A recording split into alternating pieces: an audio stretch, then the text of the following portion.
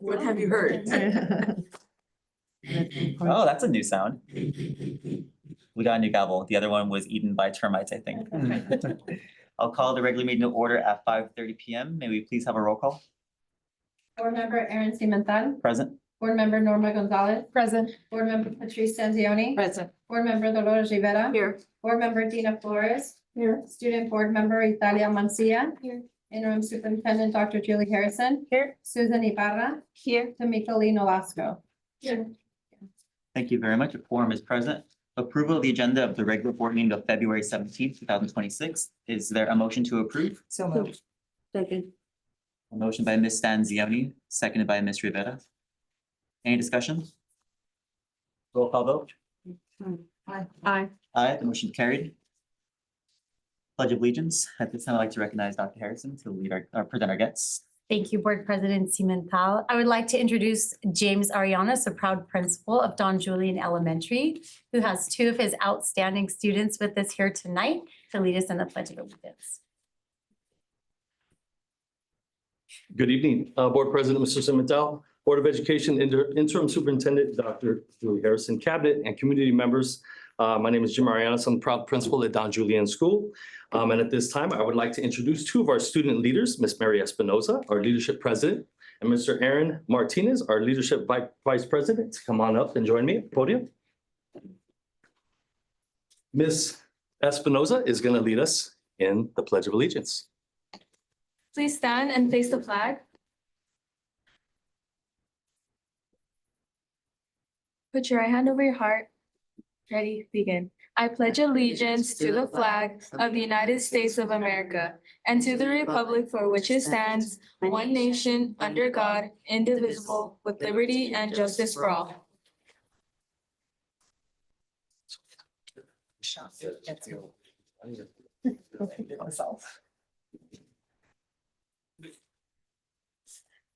Now, Ms. Espinoza, Mr. Martinez are going to share some of the great things happening in Don Julian. Good afternoon, board members and Bassett community. My name is Mary Espinoza. And I'm Aaron Martinez. We're excited to share all the amazing opportunities happening at Don Julian. First, let's talk about academics. This year, we launched a new music program, giving students the chance to explore instruments, performance, and creativity. We also have journalism, where students write stories, create content, and share the voice of our school. And if you're looking to lead, we've got you covered. Our leadership class, peer ambassadors, kinder buddies, and Roar Council all give students the opportunity to mentor others, build school spirit, and make a real difference on campus. That's what being respectful, orderly, attentive, and responsible is all about. We also have our esports team, where students compete, collaborate, and build strategic thinking skills in a fun, competitive environment. And let's not forget athletics. This year, we have flag football, volleyball, basketball, and soccer. And brand new this year, cheer. Whether you're on the field, court, or cheering on the sidelines, there's a place for everyone to get involved and show their lion pride. We also care about your well-being. Our Wellness Center is here to support students socially and emotionally. Through our Community Schools initiative, we're building partnerships that support students and families beyond the classroom. And we reward hard work and strong attendance. Every 25 days of great attendance earns a celebration. We also have PBIS incentives and Fun Fridays to recognize positive behavior and effort.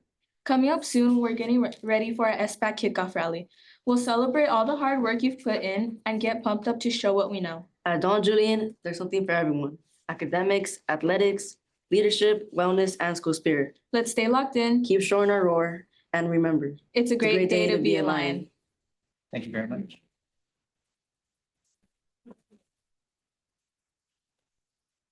To Mary and Aaron, I want to present you for your contribution to our meeting tonight and to your school. So Mary, this is for you. Yay.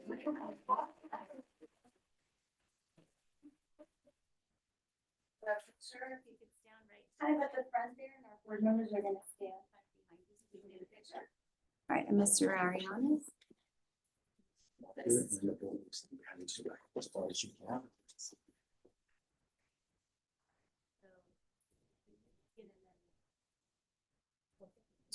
Mr. Arianas, don't you want to?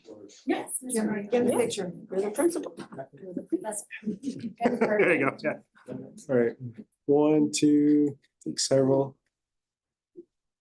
Okay, awesome. Thank you. Thank you.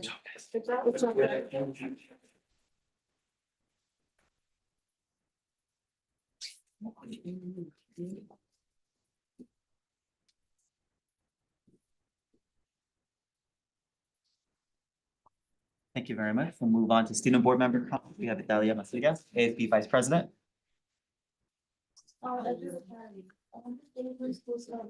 We proudly celebrated the 100th day of school, marking an important milestone in our academic year. This celebration provided an opportunity to recognize the tremendous growth, perseverance, and accomplishments of our students. Classrooms engaged in meaningful and activities centered around the number 100, highlighting progress in math, reading, writing, and personal goal setting. The day served as a joyful reminder of how much learning and development has taken place in the 100 days, and we are incredibly proud of the dedication shown by both our students and staff. PTSA Father-Daughter Dance. Our PTSA successfully hosted the Father-Daughter Dance, creating a special evening focused on connection, celebration, and community. Families enjoyed time together in a safe and welcoming environment filled with music, laughter, and memorable moments. Events like this continue to strengthen the partnership between home and school and show our positive school culture. We are grateful to our PTSA for their time, effort, and commitment to building meaningful experiences for our students and families. Friendship and Kindness Spirit Week. Our ASB led a spirited and uplifting Friendship and Kindness Spirit Week that highlighted the importance of empathy, inclusion, and respect. Students participated in themed dress-up days, campus activities, and encouraged positive interactions in school pride. The week reinforced our commitment to social emotional learning and reminded students that ASB acts of kindness can have a big impact. We are proud of the leadership shown by our ASB and the positive energy our students brought to campus this week. Sunkist Elementary. Sunkist Tiger Scholars are busy as we just celebrated the 100th day of school on February 10th. Our TK and Kinder students held their annual 100th day of school parade at the end of the day. They shared their 100th day of school shirts and hats. We are proud of all our Tiger Scholars for working through a busy month leading up to report cards and the end of the second trimester. Our ASB students are planning a fabulous week of events for Kindness Week. Our students will be making arts and crafts during lunch to celebrate Kindness Week. We are excited to welcome the Aquarium of the Pacific on Wheels coming to Sunkist on February 19th. They will bring a mobile unit with sea animals for our students to experience touching and learning about.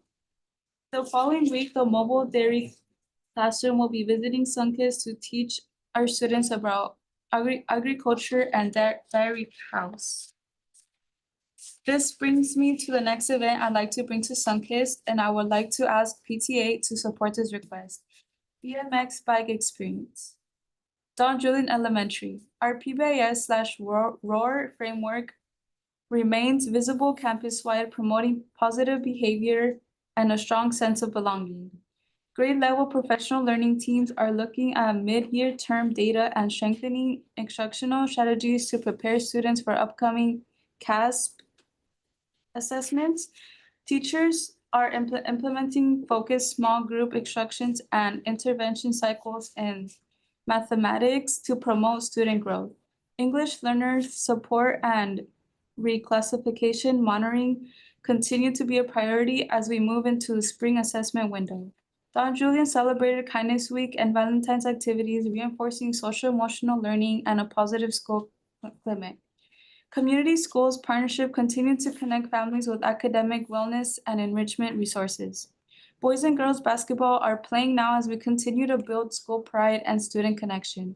Student leadership and peer programs remain active in supporting campus events and mentoring younger students.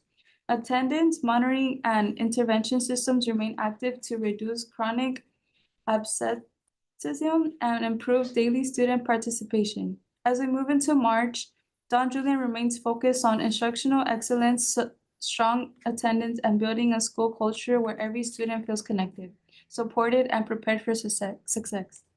Remember, it's a great day to be a lion. Van Wig. Good evening. Van Wig is on the move.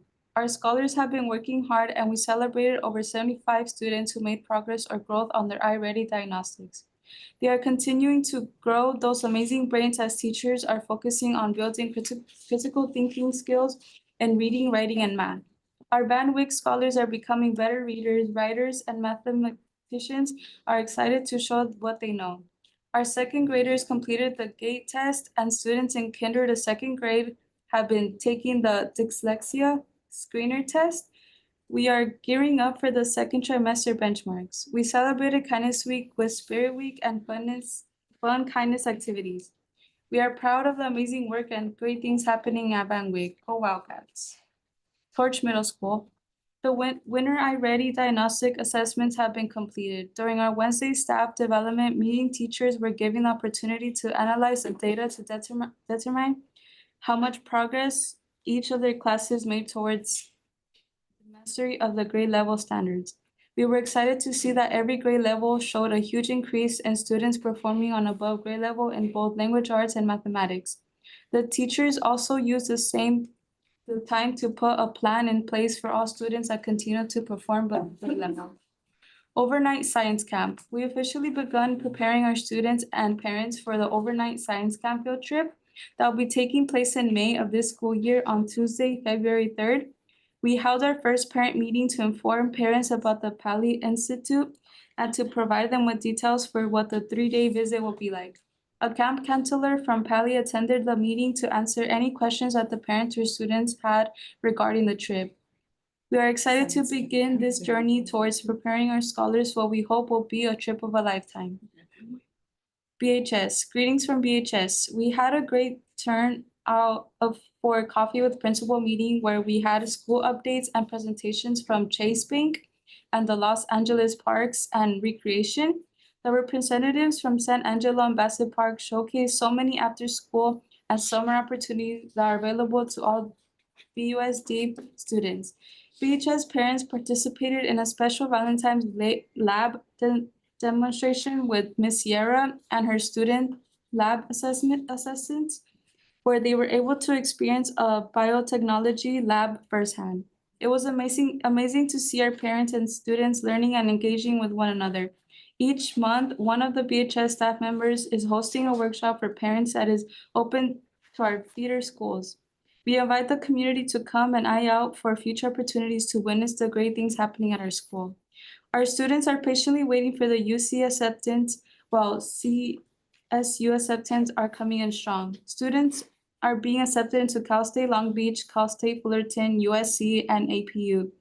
We are in the final stretch of FAFSA completion, and we are in the beginning of our testing season. The second semester has started strong for our Olympians.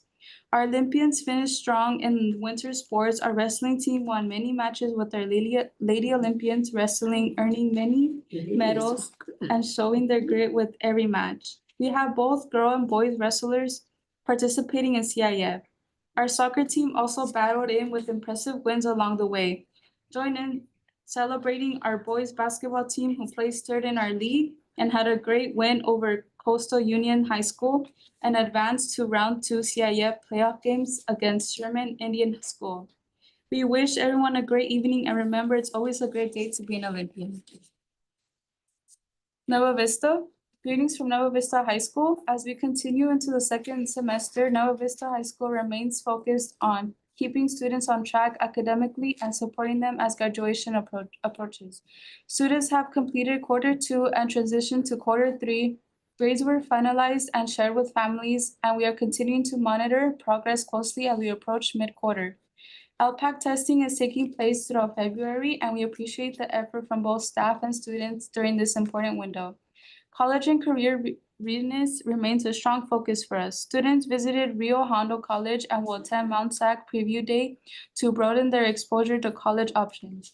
They have also begun a new dual enrollment course, Counseling 51, giving students personal insight. These opportunities are helping our students to see themselves beyond high school. Family outreach remains important. FAFSA support continues, and we are staying in communication with families to help guide them through the financial aid process. During National School Counseling Week, we also took time to celebrate Ms. Torres and our support counselors for the critical work they do every day to guide and advocate for our students. We are also meeting with seniors and juniors to reinforce their lock-in commitment to their studies to ensure they remain focused on graduation requirements. Students participated in life skills presentations through Parent Anonymous during advisory, and we are finalizing plans for a school-wide dental presentation in partnership with Alta Med. Our staff continue to show commitment to our students and to each other. The work is steady, focused, and centered on making sure every student has opportunity to finish strong and move forward confidently. Have a great evening. Thank you very much. Move on to presentations of recognition. Item 1 is Local Control Accountability Plan Mid-Year Update. Dr. Harrison.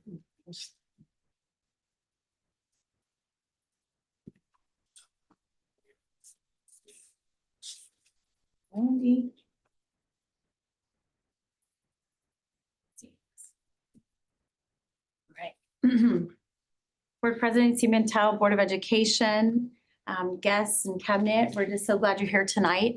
One of our benchmarks yearly is to do a local control accountability plan mid-year update. So that's what I will be presenting to you all tonight. So the local control accountability plan is a 3-year plan, and it's comprised of goals, actions, services, and then our expenditures. This plan is built to support all of the positive student outcomes that we expect as a school district. So year 1 was implementation in 24-25, and we are in year 2. Year 2 is progress and monitoring. And year 3 is your final culminating year where you really assess, did that 3-year plan work? What worked, what didn't work? And then you have to make some monumental shifts if you find that you haven't made the progress that you need. So Bassett is held accountable by engaging our educational partners and making sure this process is complete. These are our 3 LCAP goals. They're all encompassing, they're very well written, and they've created the mark for us to meet as a district. Goal 1 is all about achievement, making sure that we're putting our best foot forward with our students and what we have offered to them for achievement. Number 2 is safe and student-centered schools. This has to do with all of the health and wellness and more. And then finally, college and career, which is what our goal is as our students are leaving us and going out into the world, that they are ready for that upon graduation. So what the LCAP mid-year update focuses on primarily is really looking at our supplemental concentration grant funding and those goals we have that are above and beyond the base formula that we get as a school district. So we get funding that is above and beyond, and it has to be used to either improve services for students or increase services. So we're either growing in quantity or we're growing in quality. And all of those goals are attached to a funding structure and a plan. So in goal 1, this is in like a condensed form. I know it doesn't look condensed, does it? Mm-hmm. But this is a condensed form. Our plan is about 100 and something, 200 pages. So this is a very abbreviated version of goal 1 that hits on student achievement at high level. So anywhere you see that we are, for example, in the first bullet, improve English language arts and math achievement for English learners and long-term English learners. So this goal is attached to achievement of our EL and our LTEL students. But any actions that happen within this goal can be used for all students. So if that helps you understand anything, why are we potentially only focusing on one small subgroup of students and not everybody? But it's built this way on purpose so that we can have our focus on those EL students and LTELs that are our most vulnerable populations in some cases.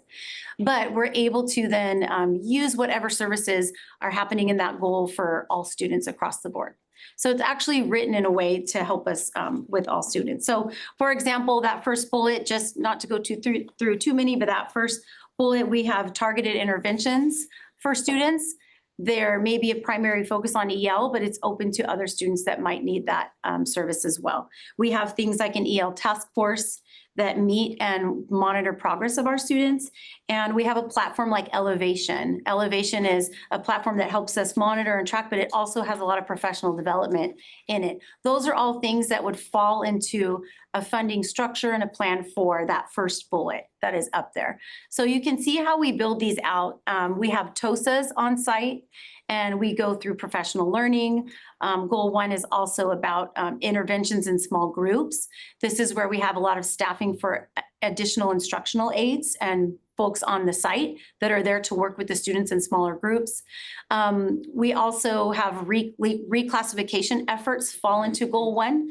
So we've had a really targeted intervention strategy this year with our English language learners of doing the pre-tests with them and really coaching them through how to master that LPAC test, because we want them to pass it on this next try, get to level 4 so we can reclassify them before they move up a grade level. We also have expanded literacy supports for TK through 3 students. That's through training. We have the USD program that is a part of our training programs here. Those all fall into these goals overall. And our goal is always to ensure equitable access to instruction, materials, technology, one-on-one devices, programs, hotspots, things that we might need for achievement. That all falls under goal 1. Of course, our goal is always to maintain fully credentialed and appropriately assigned teachers and engage our EL families through progress monitoring and our LPAC committee. So this is overall in goal 1.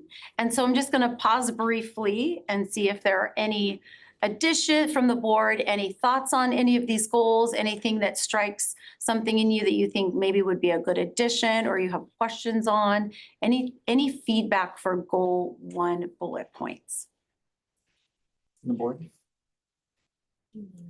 I don't think at this time. And we can always come back. I know we can always, where to find me. So this is something that we're looking at for goal 1. You can't hide. I can't hide. That's true.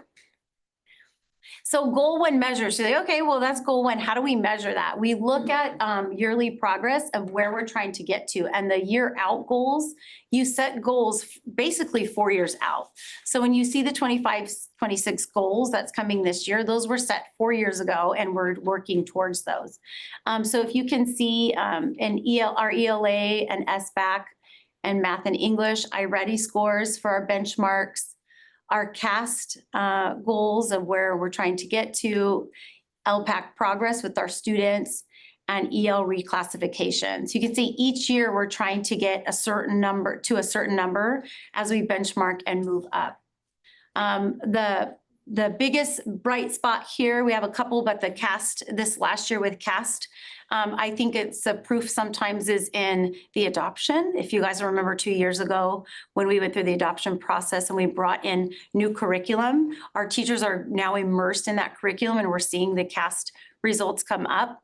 And from previous presentations that we're in the midst of a math pilot right now, a math adoption and a writing program adoption as well. So having those new state-of-the-art resources for our teachers is important, and you can see what happens.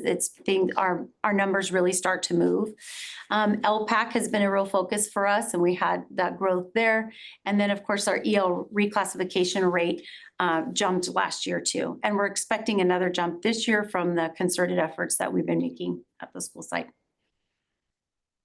Moving into goal 2, safe and student-centered schools.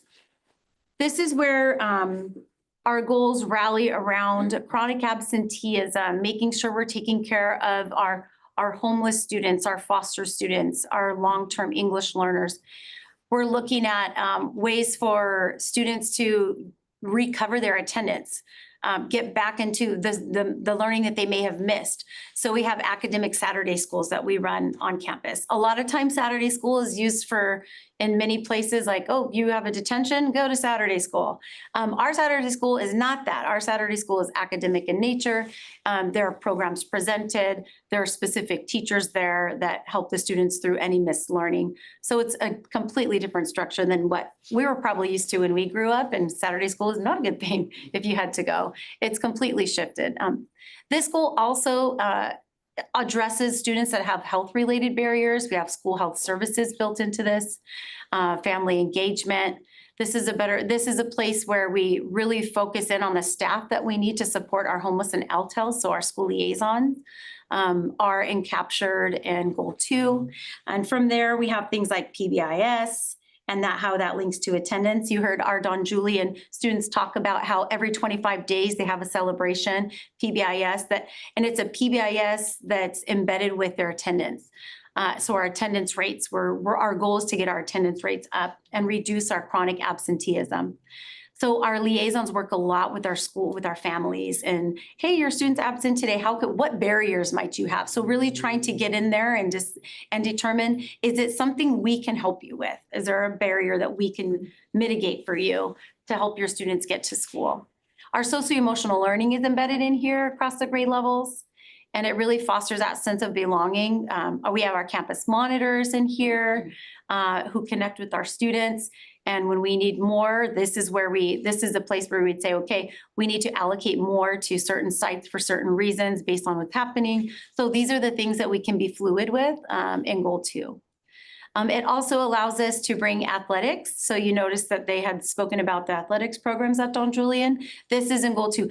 Our goal is to capture kids and keep them at school and keep them involved in school and create an engaging place where they can come and they have those activities. They need to be engaged all the time as much as possible, and because idle hands are not always the best thing. So expanding parent leadership opportunities is always important to us, especially for our English learner families, making sure they feel connected to the school and there's somebody that they can go to when they have any needs. And so this is goal 2.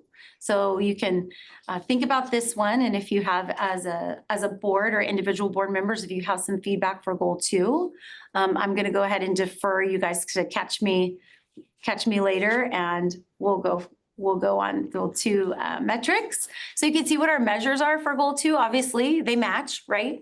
Chronic attendance rates, chronic absenteeism rates, attendance, suspension, expulsion, or graduation. These are some of the big measures that we use for goal 2.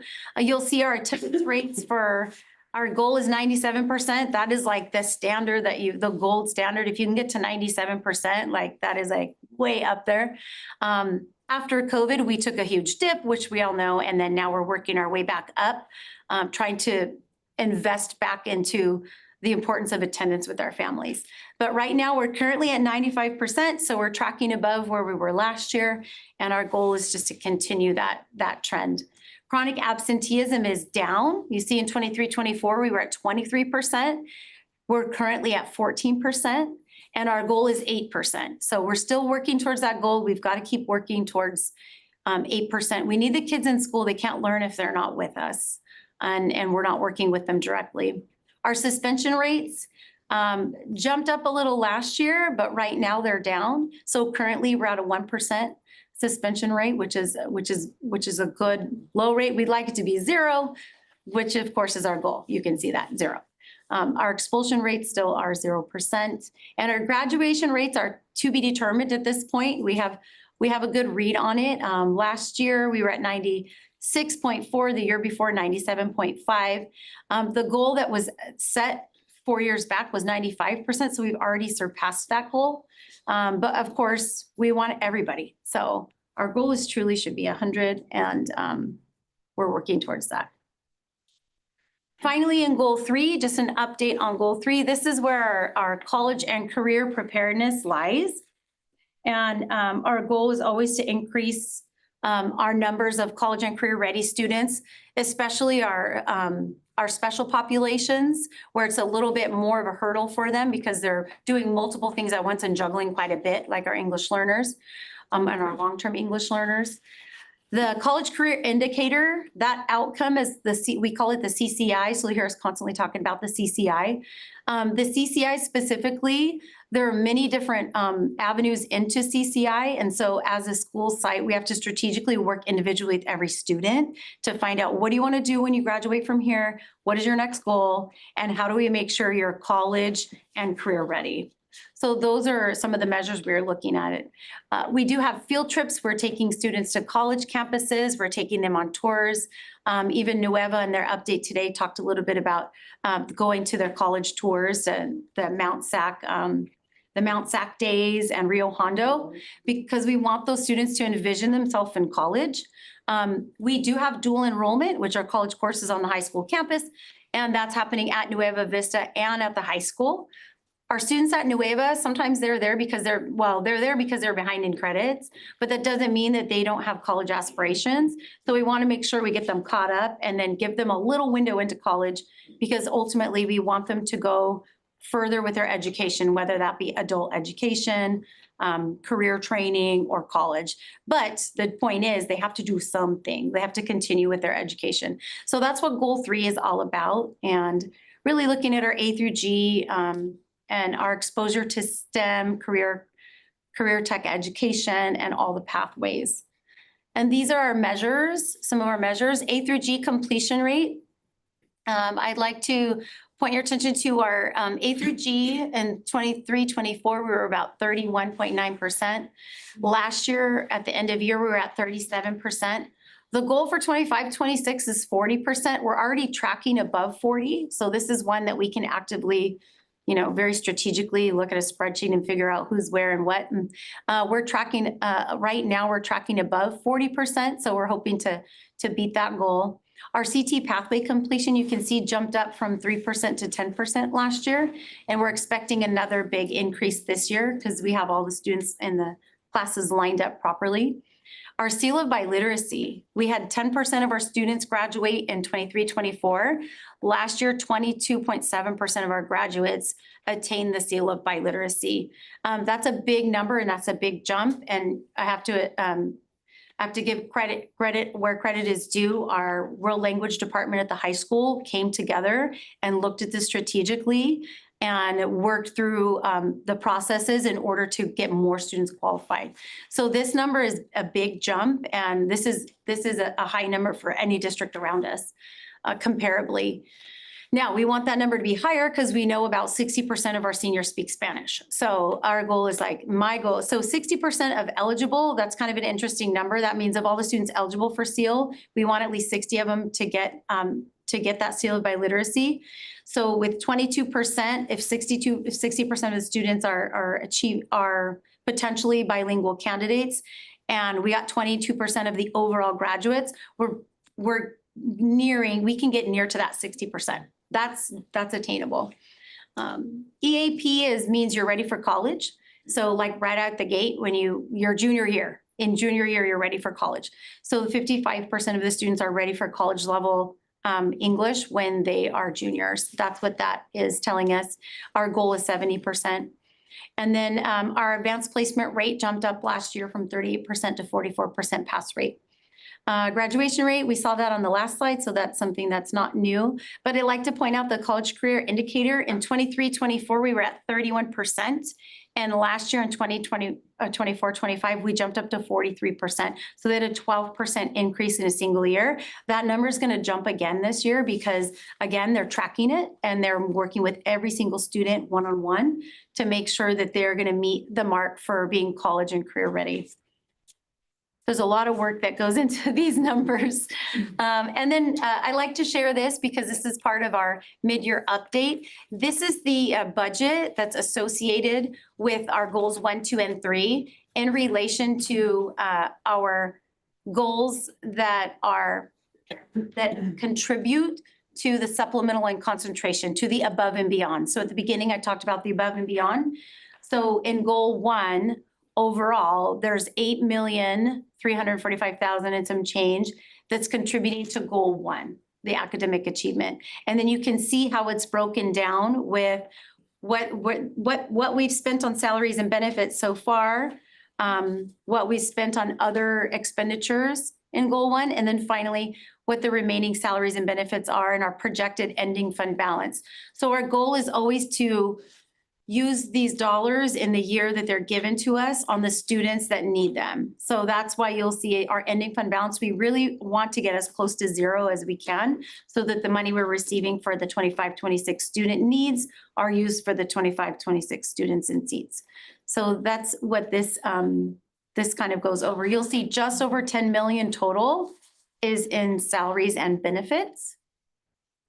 So here's like the pie chart of our supplemental concentration funding. And I have to thank the business department. They always help me with these numbers. And 79% of our supplemental concentration is for salaries and benefits in special programs. So that is a huge commitment to say we're committed to our employees, to our certificated and our classified employees, and having them in front of the students, working with the students.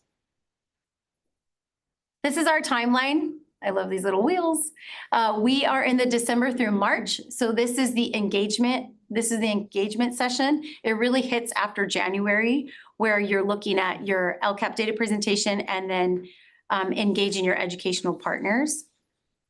In April, we'll give you all an update and you'll see our surveys come back. And then finally, in May, DAC, DLAC, they get to take a look at what we believe to be the final draft for LCAP. And then it comes to the board for any last minute input and adoption in June. These are just some of our partner engagement. I don't have them all on here, but you can see where we're meeting with the District LCAP Advisory Committee meeting. There's 2 this week. There's 2 slots this week, which we've advertised out to our families. And then we meet again in March with 2 different meeting slots. And then, of course, we have to meet with management, DAC, DLAC. We meet with and consult with SELPA. The LCAP association meetings are in March with the CSEA and BTA. And then I get to go to all of the school sites and meet with the students.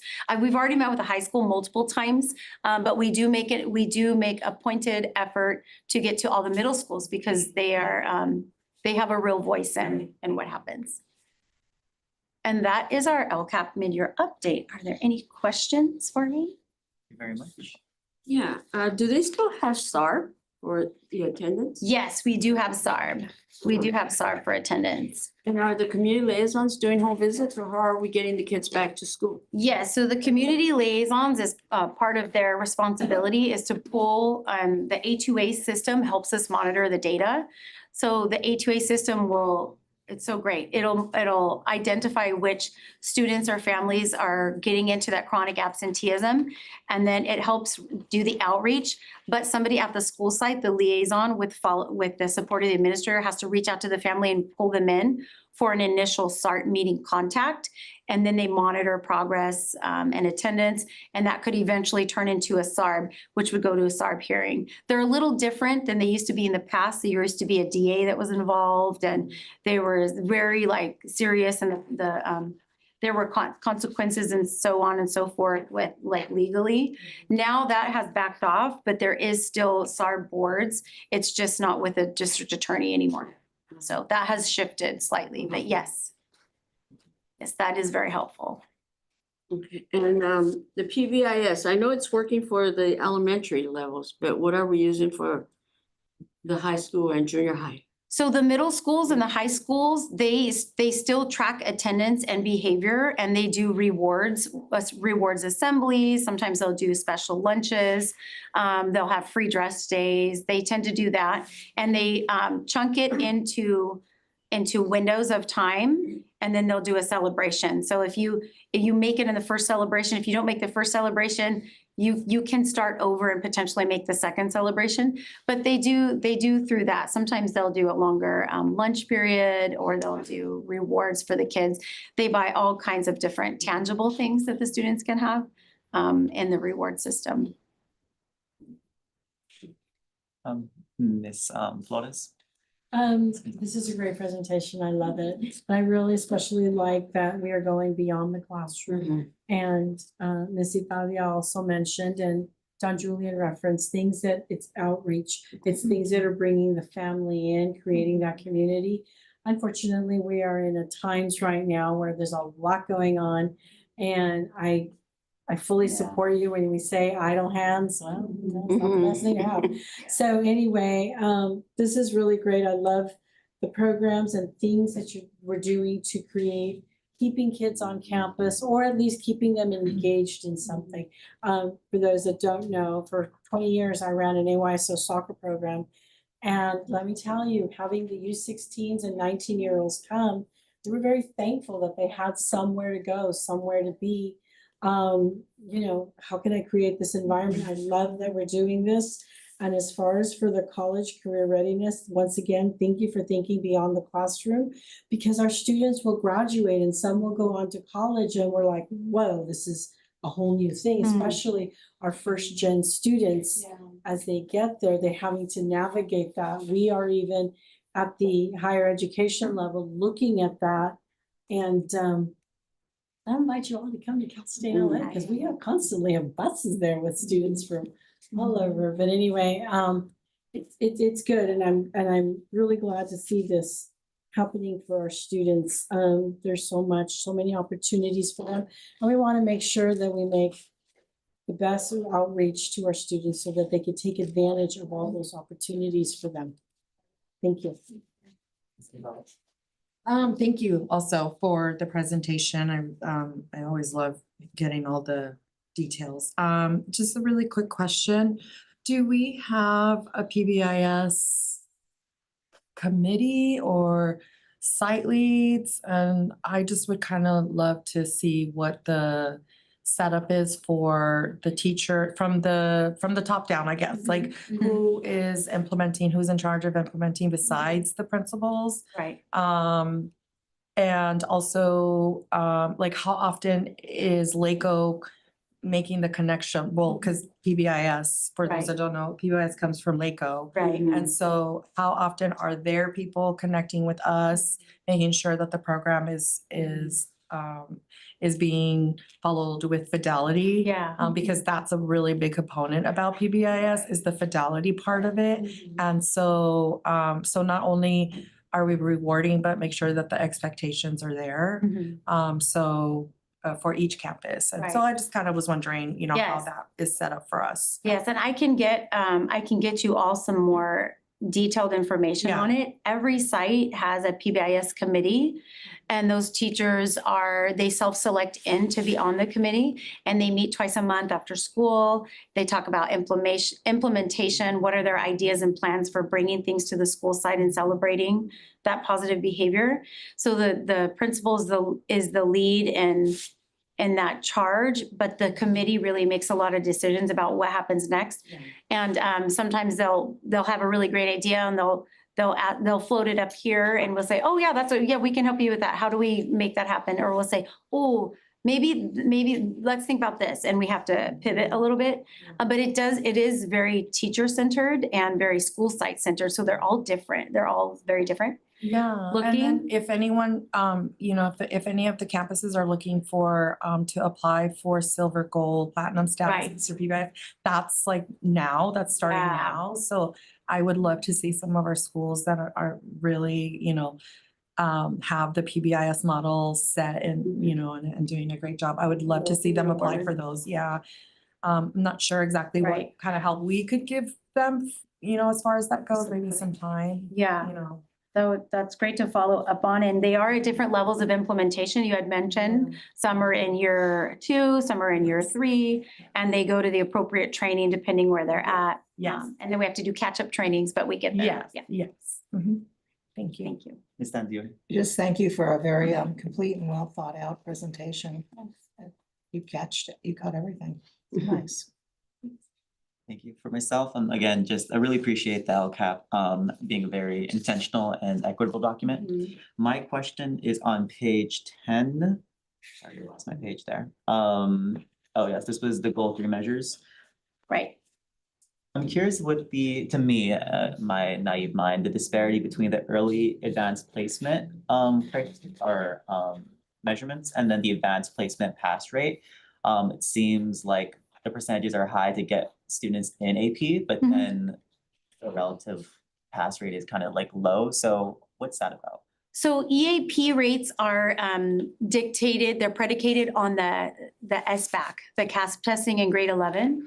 So any student they're always linked. So if you ever notice that rate and the CASP pass rate are going to be like identical typically in the realm of English language arts specifically. So what that's saying is if a student scores at grade level or beyond in grade 11 English language arts, the state of California and the UC Cal State system has said that child is ready for college level English.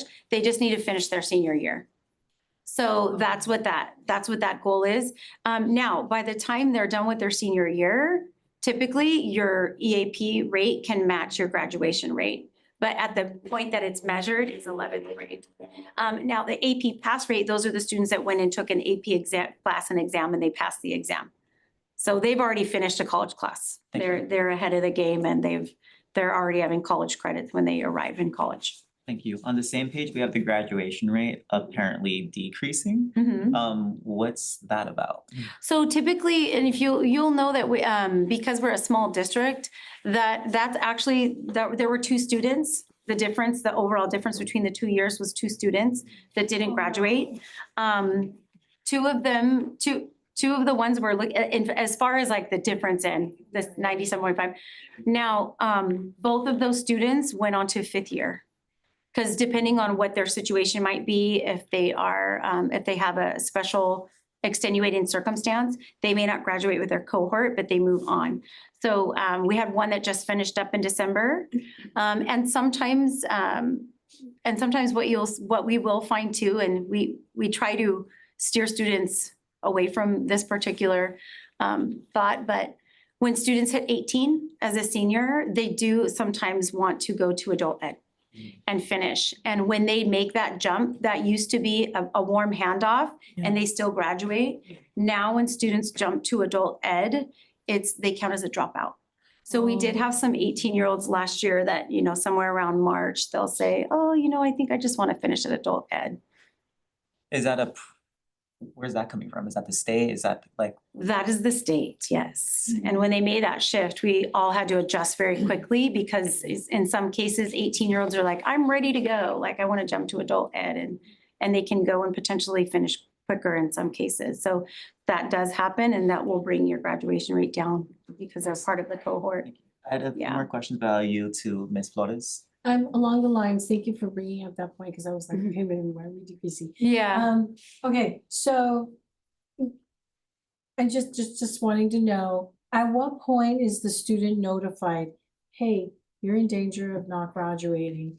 And do we work with them? Because you mentioned the Saturday classes Saturday that can help Academy. academically. Yes. Because you mentioned extenuating circumstances. I mean, maybe something's happening at the home or something. Right. So at what point are they notified, hey, you're in danger? Well, yes, that's a great question. So they meet with their counselors yearly to go over their 4-year plan, at least yearly, to go over their 4-year plan of what's coming next and where they might be falling behind in credits. So it starts as early as the first semester of their freshman year. When that semester hits and those grades are locked in, they start meeting. If they see somebody has like fallen off very quickly, then they're immediately working on, okay, how do we make up those classes? Can you go to summer school? And you start with trying to help catch them up and remediate those classes that they may have missed. If they get too far behind, and the comprehensive high school, it's like to catch up, then that's typically when they will go to our continuation school. And then the class sizes are smaller, the day is shorter, and they tend to work through their courses much quicker and they can catch back up. So it's definitely a cut point with credits. So we can run a report, but the report will tell you the numbers. It's really meeting with the students one-on-one and finding ways for them to remediate their grades. If they get a D or an F, they have to retake that class. Yeah, they have to retake that class. So. Thank you. My last question, or more of a statement, actually, it's on page 4 on the educational partners. I appreciate you highlighting engaging the middle school age students, mindful that they are developing student leaders. They do have points of view, some perspectives, and with that same breath, I would encourage either possible this year or moving forward to don't forget about Nova Vista as well. Oh, yeah, right. Bassett Thank you. obviously is our senior high school, but they're not a monolith That's of a good our point. high school students. And those students still deserve, I would say, the opportunity to provide input as well. I appreciate that. Thank you. Any further questions or comments from the board? Yeah, I did have a question. Ms. Rivera. I forgot. Sorry. I had a senior moment. Huh? Oh, it had to do with special ed. Okay, right. Are they counted in the graduation? Because a lot of them go the 5-year plan. And that's That's- allowed for them. because That's a of good that. point. So last year, if they were on certificate track, then they were still under the umbrella of certificate track and they didn't count as a graduate. So they would the overall number, the graduation number would not include those students. This year, with the implementation of the alternate path for diploma, they will receive a diploma. So one of our fifth year students was in that boat, and that's now like where we're moving forward. They will count towards the graduation. So before they would get a certificate stating that they They com- completed or that they did their high Yes, school? that they were a Not the completer, diploma. but not the diploma. And now they'll get an alternate pathway diploma and will count in the graduation rate. So that is part of it. Yes. Thank you so much. Thank you. Thank you.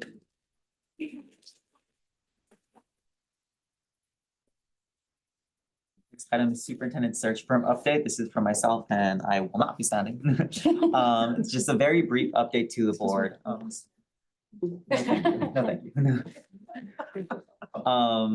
No, just a very quick update. I thought what would be the best way to just share this information? I thought this would be a quick 2-minute update unless there's more questions. But pursuant to the board's previous directions, last regular board meeting, the staff did do the request for proposals for the superintendent search firms.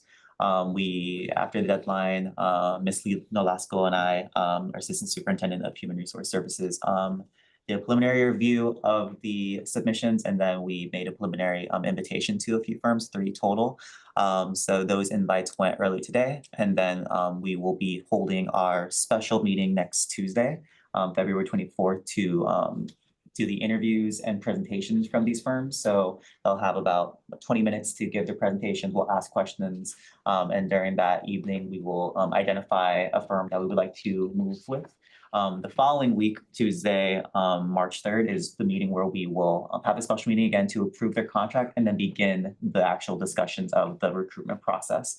So just a very quick update that we're moving along, and that's it. Are there any questions from the board? Thank you so much for being here and answering this. Thank you, Ms. Nolasco. Okay, awesome. Quickest update ever, staff policy, just kidding.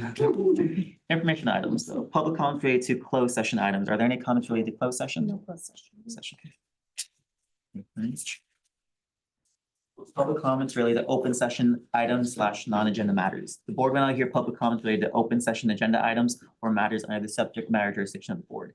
In order to conduct the public business of the district in an organized manner for the privacy and safety of community members and to help district staff respond more directly, the board requires that public comments comply with certain procedures, including when addressing the board, speakers are requested to identify themselves and speak from the podium. Speakers may address only items that are within the subject matter jurisdiction of the board. Speakers may not reserve or grant any portion of their speaking time to other speakers. Speakers are expected to maintain order, decorum, and not disrupt the meeting or use profanity when addressing the board. Complaints should follow the district's complaint procedure before addressing the board, and speakers are to adhere to the applicable time limit of 3 minutes. The total time allotted for public comment on open session agenda items is set at 20 minutes. In the event the estimated time for public comment based on the number of speakers will exceed 20 minutes, the presiding officer may equitably decrease individual speakers' time as to permit as many voices as possible. Pursuant to state law and board bylaws, the presiding officer may remove a disruptive individual from the board meeting so long as the individual is first warned by the presiding officer that their behavior is disrupting the meeting, and failure to cease such behavior may result in removal. If the behavior does not promptly cease, the individual may be removed. To ensure speakers can be heard clearly, members of the audience are requested to maintain a quiet listening environment and silence electronic devices. The board is committed to facilitating the public comment portion of the meeting in an inclusive and organized manner to hear from the community in which the board serves and is accountable to. Thank you. We'll hear from Alma.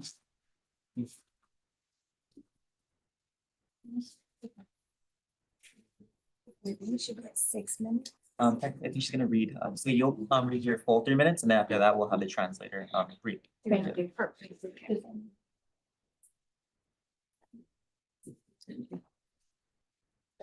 Good afternoon. I will read something in Spanish. A la mesa directiva del Distrito Unificado de Bassett. Estimados miembros de la mesa directiva, mi nombre es Alma Elizabeth Pelayo y soy madre de estudiantes de este distrito escolar desde hace más de 10 años.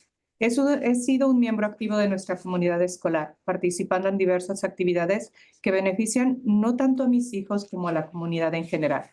Durante los últimos años, he tenido el honor de ser parte del Citizens Bond Oversight Committee, donde me he involucrado con mucho agradecimiento y responsabilidad para mejorar nuestras escuelas y el bienestar de nuestros estudiantes. Hoy escribo en nombre de los padres de la Escuela Torch para expresar nuestra profunda preocupación e indignación. Desde el inicio del año escolar, hemos abordado un tema que ha sido ignorado en gran medida. Tras presentar una carta a la directora en el mes de octubre del año pasado, la respuesta que obtuvimos fue insatisfactoria y mostró poco interés por los problemas que nos preocupan. En la reciente junta del café con el director, se hizo evidente que nuestras inquietudes no han sido tomadas en cuenta. Represento la voz de muchos padres que comparten mis preocupaciones sobre la seguridad de nuestros hijos. Los problemas internos han ido escalando y hemos presenciado sucesos violentos que han puesto en riesgo a nuestros estudiantes al asistir a la escuela. Además, han circulado en redes sociales videos gráficos que representan una violencia totalmente inaceptable. Les insto y les pregunto, ¿han visto ustedes esos videos? ¿Son conscientes de a qué nos referimos? Esto no es solo otro altercado en la escuela. Estas imágenes representan a los jóvenes de nuestro distrito. Debemos asegurar su seguridad y hacer cumplir las consecuencias apropiadas por sus actos, ya que el impacto se extiende más allá de quienes están directamente involucrados, afectando a todos los demás estudiantes de la escuela, así como al personal docente. Aunque entendemos que se han producido cambios importantes en el distrito, como la llegada del nuevo director a la escuela, así como el cambio en el puesto del superintendente, así como modificaciones en los horarios y en la distribución de los recesos. Esto no debería ser una justificación para comprometer la seguridad de nuestros niños. Quiero enfatizar que mi intención es ser parte de la solución y no del problema. Sin embargo, el aparente desinterés o la falta de involucramiento por parte de la dirección de la escuela Torch no refleja lo que hemos llegado a esperar. Durante mi tiempo en el distrito, he visto cuánto ha costado borrar la imagen de violencia y promover un ambiente positivo gracias al arduo trabajo de todos. No podemos ni debemos aceptar menos que eso. Nuestra comunidad necesita soluciones efectivas y es esencial prevenir que este nivel de agresividad y violencia se escale simplemente porque no hemos sido escuchados. Como madre, me preocupa profundamente el bienestar de nuestros hijos y estoy aquí para colaborar y asegurar que tengamos su apoyo en este proceso. Agradezco que me hayan enviado 2 guardianes más a esa escuela para brindar apoyo. Sin embargo, me pregunto, ¿está el personal de nuestra escuela capacitado y comprometido? ¿Conoce las necesidades de nuestros alumnos? Es fundamental que se tomen medidas efectivas para garantizar la seguridad de nuestros hijos. Un distrito escolar existe porque hay niños que asisten a él y la repetición de estos incidentes podría llevar a que las familias busquen otras opciones, como el traslado a otras escuelas o la educación en casa. Thank Yeah. you very much. Ya, okay. Then we'll have the translation, please.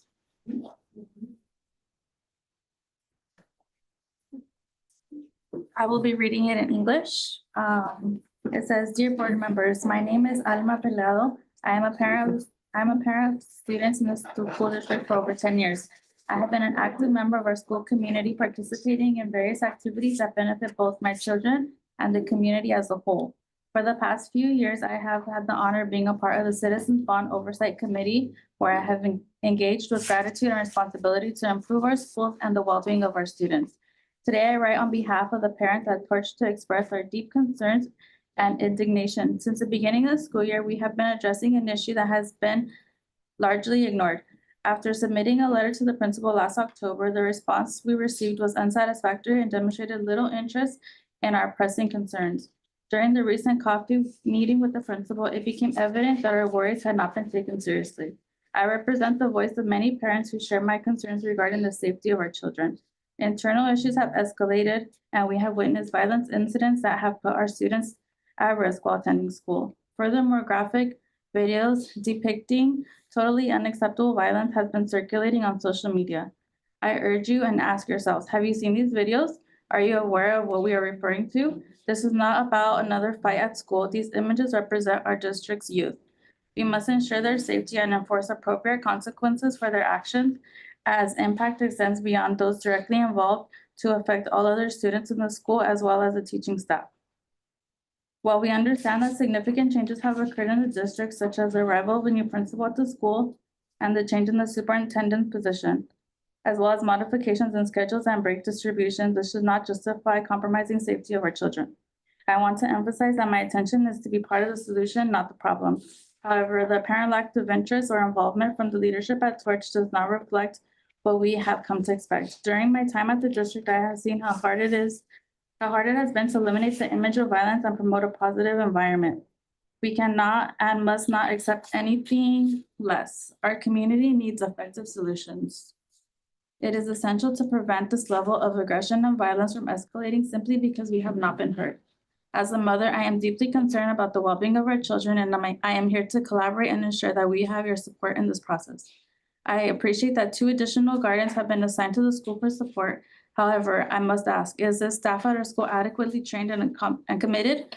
Do they understand the needs of our students? It is crucial that effective measures are taken to guarantee the safety of our children. The school district exists because there are children who attend it, and the recurrence of these incidents should lead families to seek other options, such as transferring to different schools or pursuing homeschooling. I speak on behalf of a group of concerned parents who are committed to the safety and well-being of our children. I am attaching the names of the parents who support this message so that we may be considered as a united community seeking effective solutions.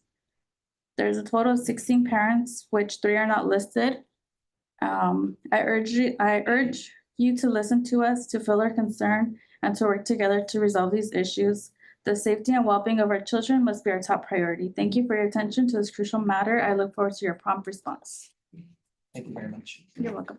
Thank you. We'll move on to communications, educational partners comments. I believe we received the communication from the Bassett Teachers Association. Madam Clerk. would you I'm mind? from CSEA. Correct. From BTA, good evening, and thank you to the board and district leadership for your time this evening. At our most recent CSEBA meeting, we are informed that the JPA health rates are expected to increase Kaiser Marketplace by approximately 9.2% and the Blue Shield by California by approximately 12.99%.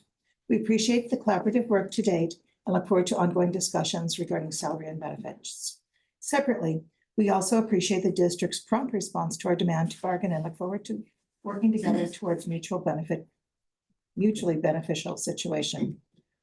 We remain committed to a collaborative process and are hopeful that together we can reach the agreement that supports both our educators and the students we serve. Thank you, BTA Executive Board, Laura Aronson, Wendy Camargo, Maria Chavez Romero, Tom Covington, Jackie Larson, and Carla Mahaffey on behalf of the Bassett Teachers Association. Thank you, Madam Clerk. We'll go on to superintendent comments, Dr. There's Harris. another one. Oh, excuse me. CSBA. Oh, I apologize. CSC. This is from our CSEA partners.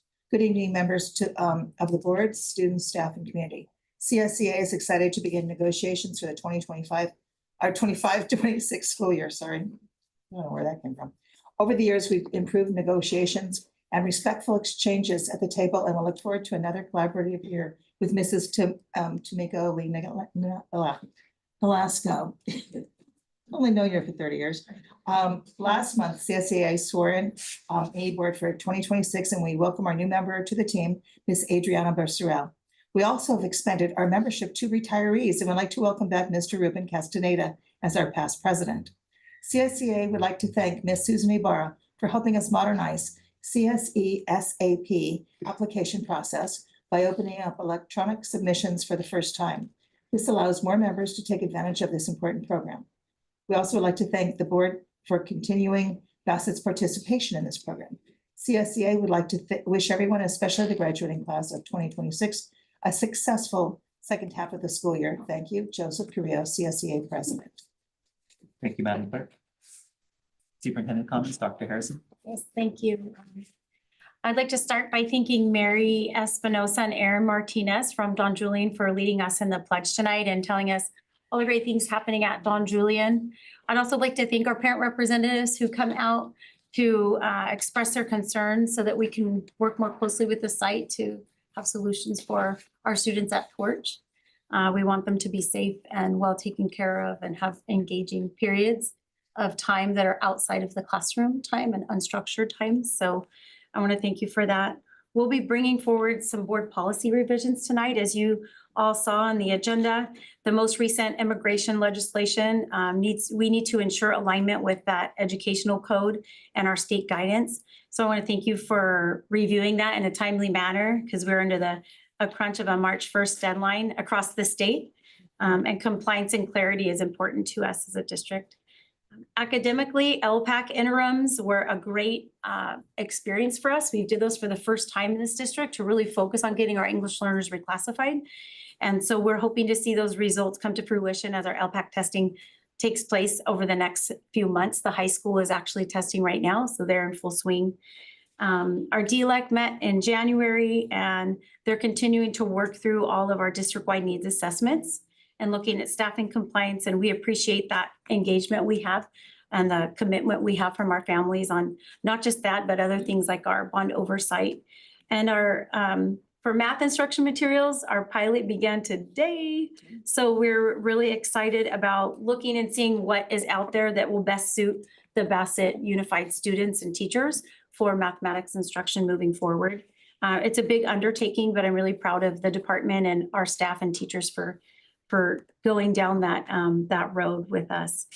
At Torch Middle School, the team, we continue to refine the lunch experience. We value parent voice, but we need to prioritize safety and work to create more engaging opportunities for students in that unstructured time. So that's something we'll be working with the site on. And then finally, we have to celebrate our dual immersion, our dual enrollment pathway.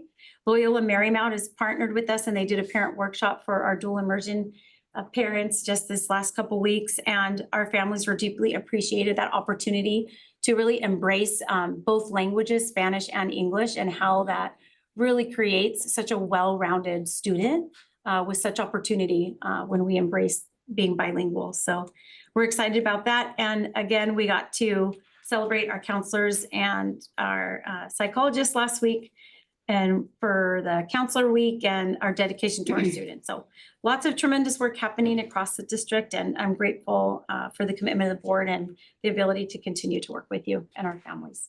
Thank you. Thank you very much. Board member comments? Board member Dina Flores? Thank you, Board Member Simental. Yes, it was very exciting to hear all that's going on at Don Julian. And I think once again, I'd like to say, I like that they're thinking outside, beyond the classroom, things that we can do for the students and the families together. I'd also like to say, I would like to congratulate all of our campuses for the outstanding work and the great many things that are happening across the district. Your dedication to our students and commitment to truly excellence truly makes a difference. I'd also like to give a special thank you to Ms. Italia for her informative and thoughtful presentation. So it keeps us very updated with the campuses. I appreciate all the time and effort and care that you go into bringing this information to us. Please keep up the excellent work. Okay. Great things are happening. They mentioned our PTSA father-daughter dance. The PTAs are doing amazing, great things. Parents, join PTA. It's great. It's a great connection. You mix with other parents, get to know other parents, and they're doing fabulous things. To our parents, thank you for your concern. I want you to know that we do take campus safety issues very seriously. I mentioned earlier, there is a lot happening right now in our community. And I think we need to provide that safety, make sure that our students have a safe campus to be at, and make sure that we're following and how else can we help support them. The safety and well-being of our students is our highest priority.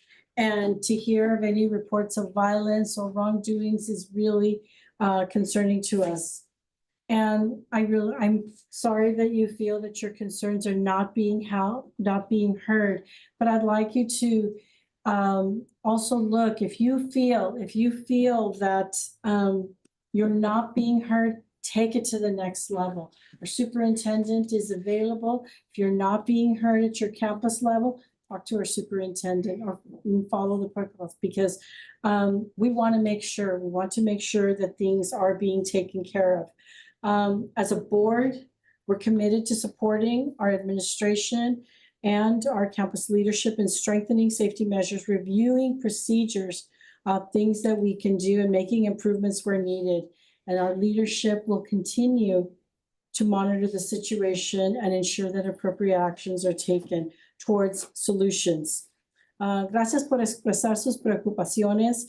Quiero que sepan que sus preocupaciones los tomamos muy en serio.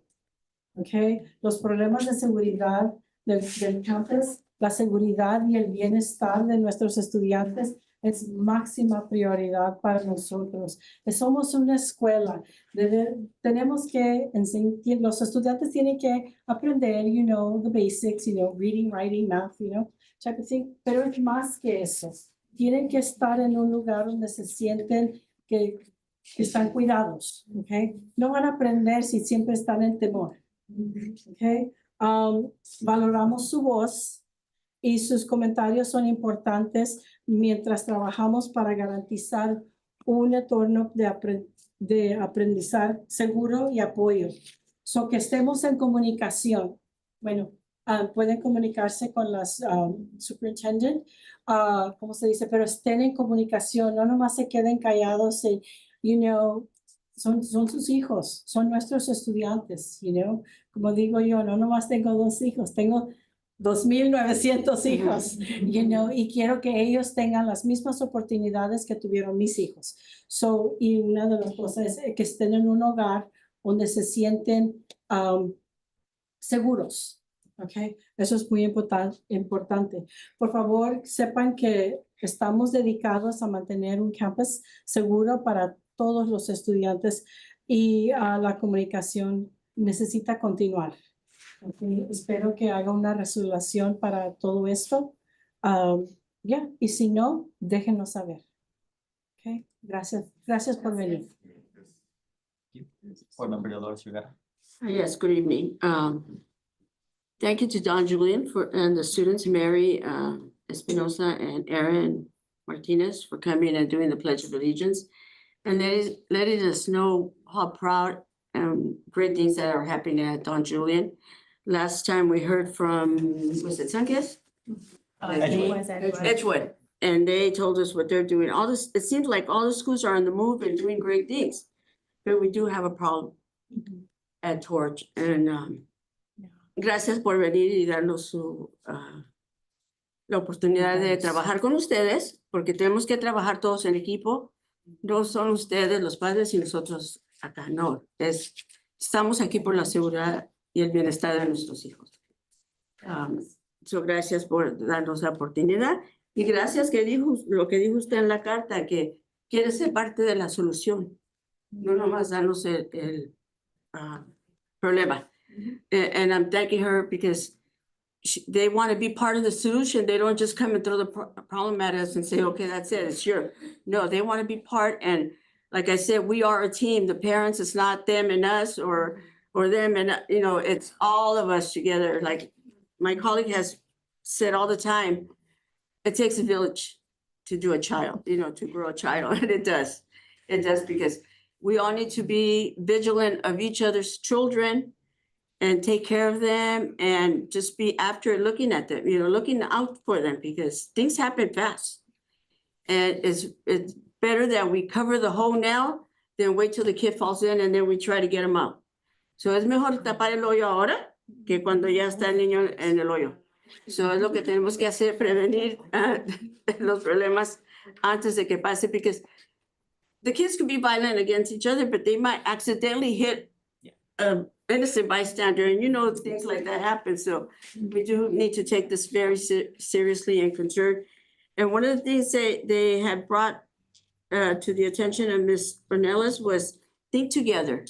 We're already paying them. Could they come and do, like Don Julian, they're doing sports at lunchtime and doing sports and things like that. If we get them busy, maybe they, I know that idle hands, like you said, keep them busy with the, sports and games or something. We gotta all work together. So sí tenemos que trabajar, y si los mantenemos ocupados en la hora de recreo o la hora de lonche que salgan, tal vez no sea tanto pleito, or, maybe do like the old Parent Trap, let the punishment fit the crime. Keep the kids together, make them spend the whole day together so they get to know each other. You know, because a lot of them, there are little differences, diferencias chiquitas que los hace que, you know, se peleen o que hagan cosas and then the other kid's egging them on and that's just, you know, we need to, you know, it's like, there's a saying in Spanish that says, who's more guilty, the one that holds the cow or the one that kills it? Well, it's both of them. So who's guilty here? The ones that fight or the kids that are egging them on? You know, everybody. So we really need to take care of that problem. Sí, yeah, tenemos que, y todos los de aquí están muy interesados en la seguridad de los estudiantes. Por eso todos están aquí. Nadie está aquí por dinero, no agarramos. So nadie está aquí. Are you guys here for the money or for the safety of the children?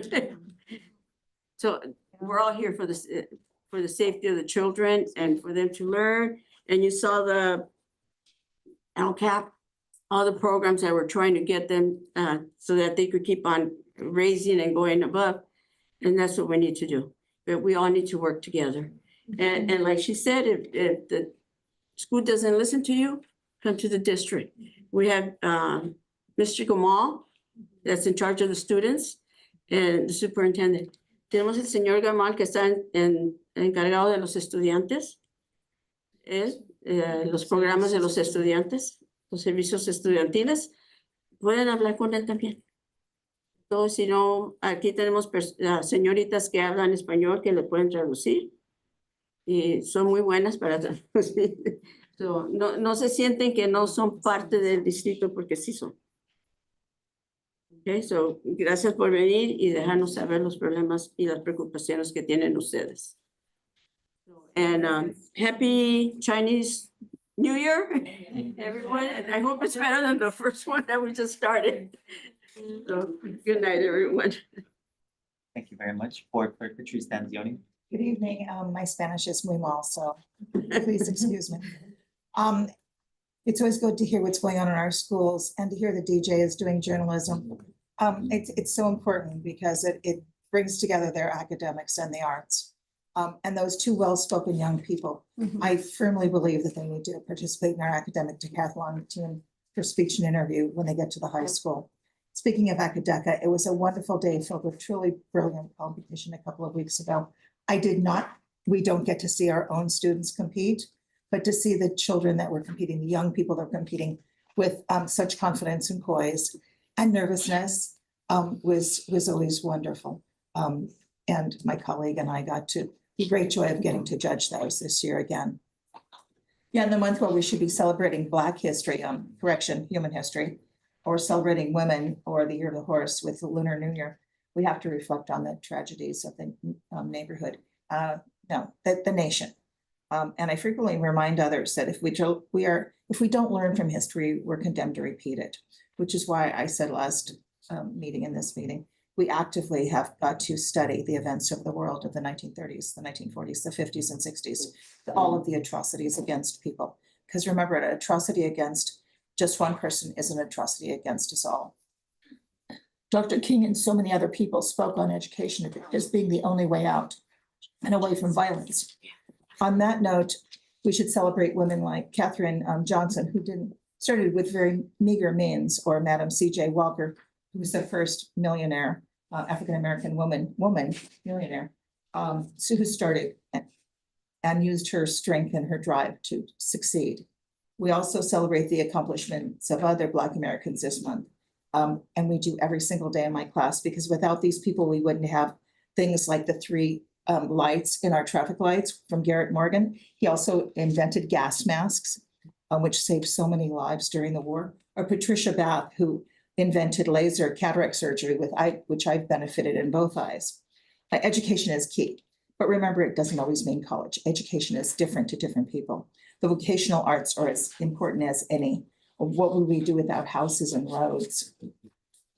And some people can't even exist without HVAC. And I remember though, at Van Wyck, when it was a really hot day, we would be sent home early. Not anymore, which is kind of sad. But to everyone out there, may the Year of the Horse bring us strength to stand up in the face of all of our challenges and to keep moving forward and to do better with our children. And I want to thank you, all of you that came. If you know anything about me, it's all about safety. A year ago, 2 years ago, I was up here saying we've got to stop the violence on our campus. And I was kind of left by myself. So it's so good to hear your voices because the children's lives are why we're here. We are only borrowing it from them. As we grow old, we leave it to them. And I don't want to leave this where it was last year or the year before that, because it hadn't been like that since 1970. And if it's starting to escalate now, which we see it is, we need to come to some kind of understanding. I've always believed in mentorships. I believe that that's on the way, that we can start helping our children because it's gotten really to the point where I'll start to cry because these are our children and it doesn't just impact the innocent, the guilty. They're not guilty, they're children for God's sakes. And they're being thrust into a expectation among their own to do things and it's got to stop. And we've got to give them something else to do. Okay, that being said, on a separate note, I'd like to implore my fellow board members to do research and look at all the studies, the academic studies, not the commercial ones, on AI. At least read the summaries of those academic summaries indicating the dumbing down of our students through the use of AI. And it's not just students. But instead of critical thinking, problem solving, and all the other higher level thinking skills, it's an easy road to take. Knowledge is not being acquired according to these studies or as critical thinking is being developed. The question lies, what do we want for our students? Again, we want more. I personally want more. This discussion will continue as our schools, states, even countries are limiting the use of it. Along with phone usage in secondary education, we will continue to hopefully look at all the research and read all the different studies and come to a good decision for our students here. Again, I have to thank the parents for coming out and standing up against it. The parents that were involved with it a year ago and the year before that were too afraid. I applaud your strength because I know you're doing it for your children that you love. But in light of the fact that we've been using 2 languages, years ago we used to have people wear headphones or headsets and the interpreter would interpret it for them into their headset directly. So it made things so much easier. We might want to revisit that idea.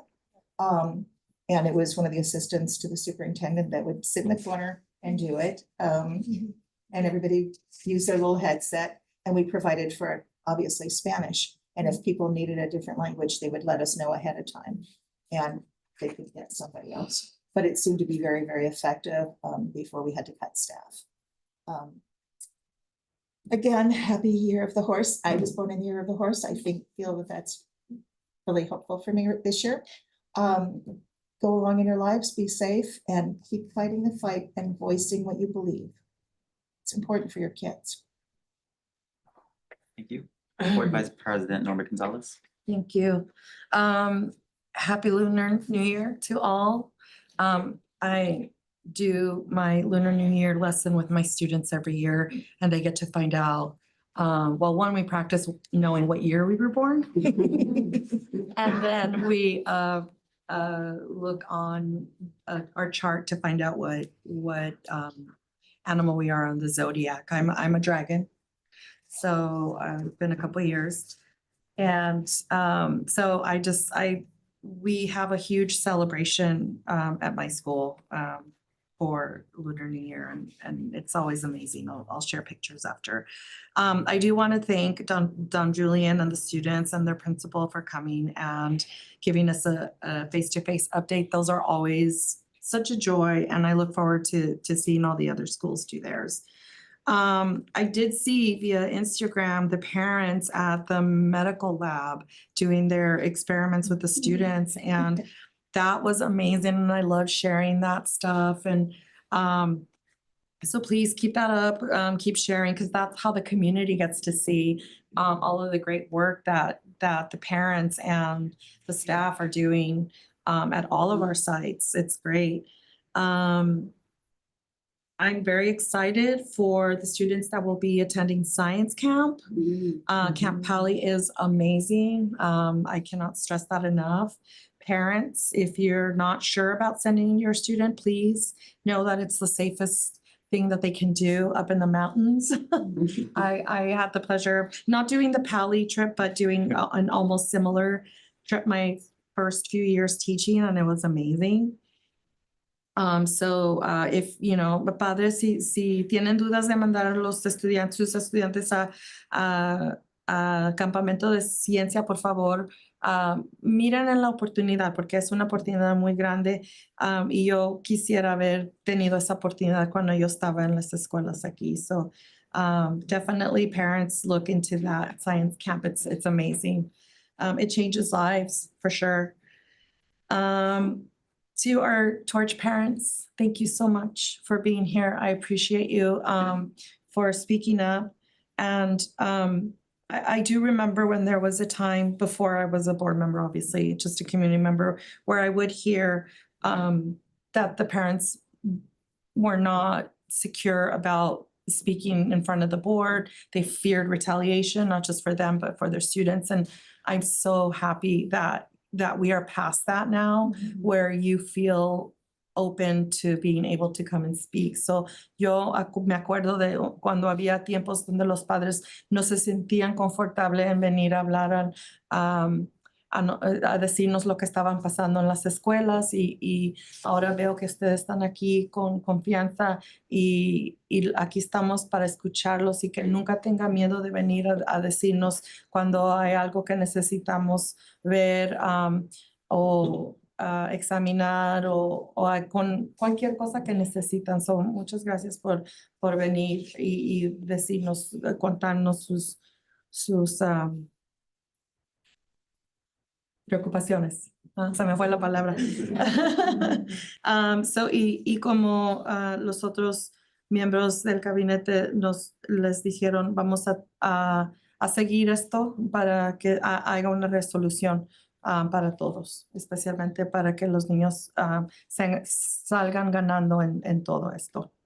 So I just thank the parents and let them know that, yes, there was a time where the parents did not feel confident to come. So I'm glad that they are here and speaking up for themselves and for the students, and that we will reach to some kind of, you know, solution for the students' sake.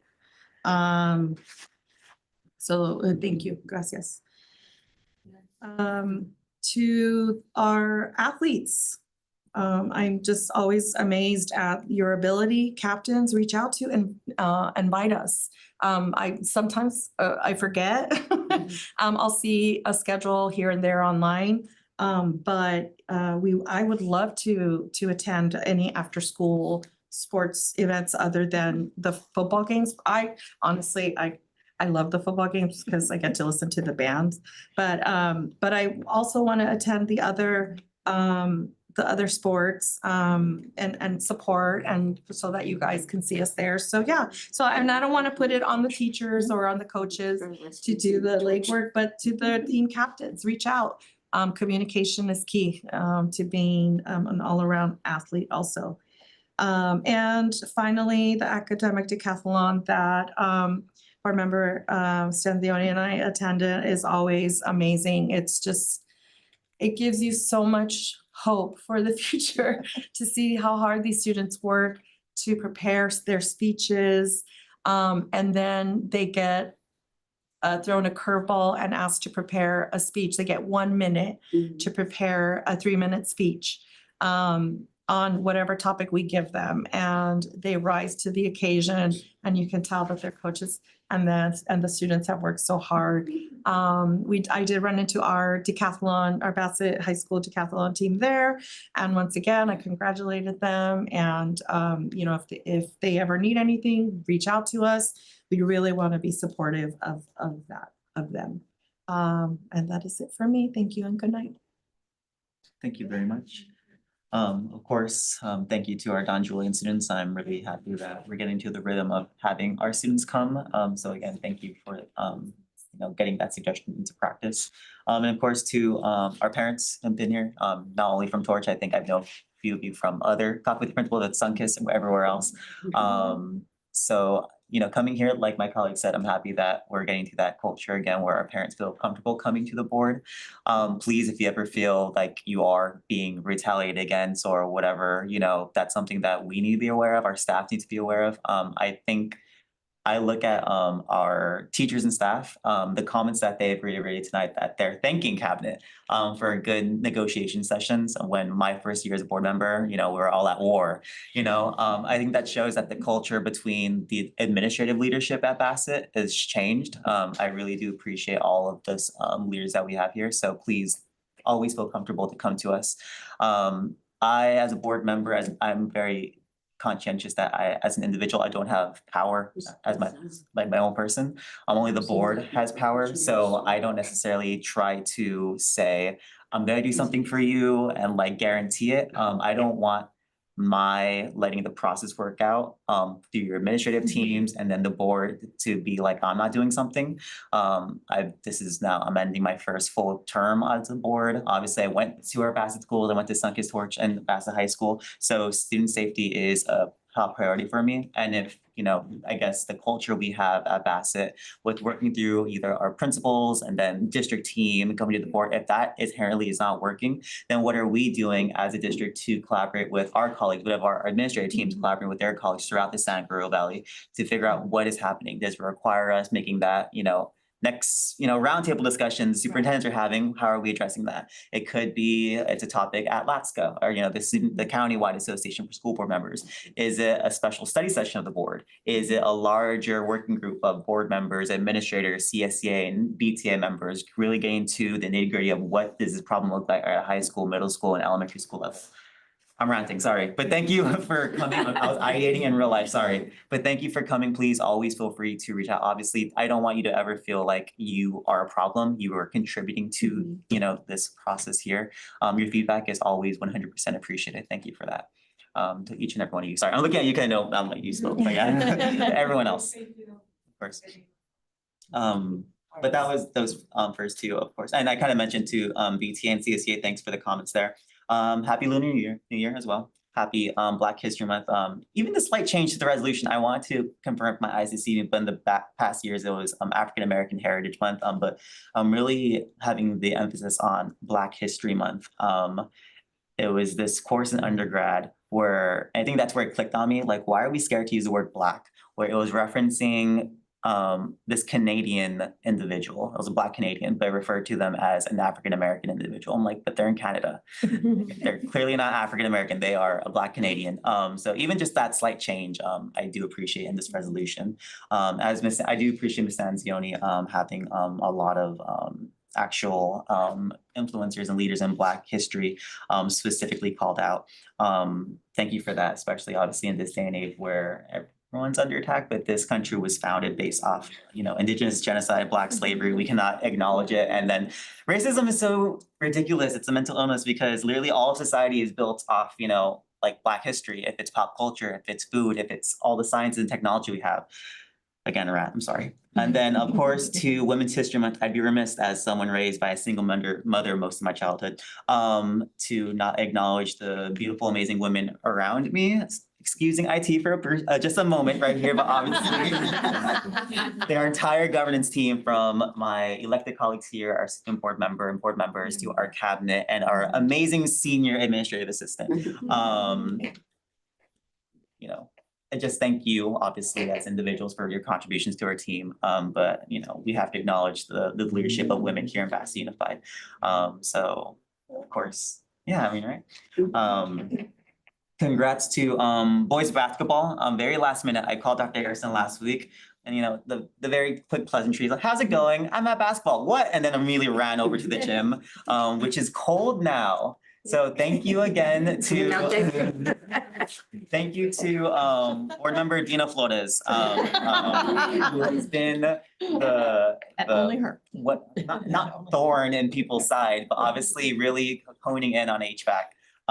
It felt cold in the gym. I have never since 8th grade felt that gym cold. So that is nice. Thank you for that. But the boys did amazing. I feel bad for whatever slow team that was. They were from San Luis Obispo. And it was bad. But Bassett did great. So I'm wishing them luck under continued progress. Yeah, it was fun. And I really do appreciate the teachers who were in attendance. I saw a lot of faculty there, a lot of staff there. Some of my former teachers, a couple of my English teachers and math teachers at Bassett, obviously they still work there, but supporting their students. So it was just really nice in that moment. What else I got here? Want to say thank you to our personnel director for breaking down a salary study presentation that was on their agenda last week. I'm being corrupted by our administrative team, no, but I have always and still will be a avid believer in like pay for like work. But we are not likely funded as our neighboring districts, and I think it finally kind of figured as now I've been in negotiations for so long, unfortunately. But yes, you know, as we compare salary studies across our neighboring districts, all of our neighboring districts are medium districts, large districts, super large districts. It's very hard to find a small district comparable to Bassett that is a unified school district, that is a merit district, that's, you know, all these different things.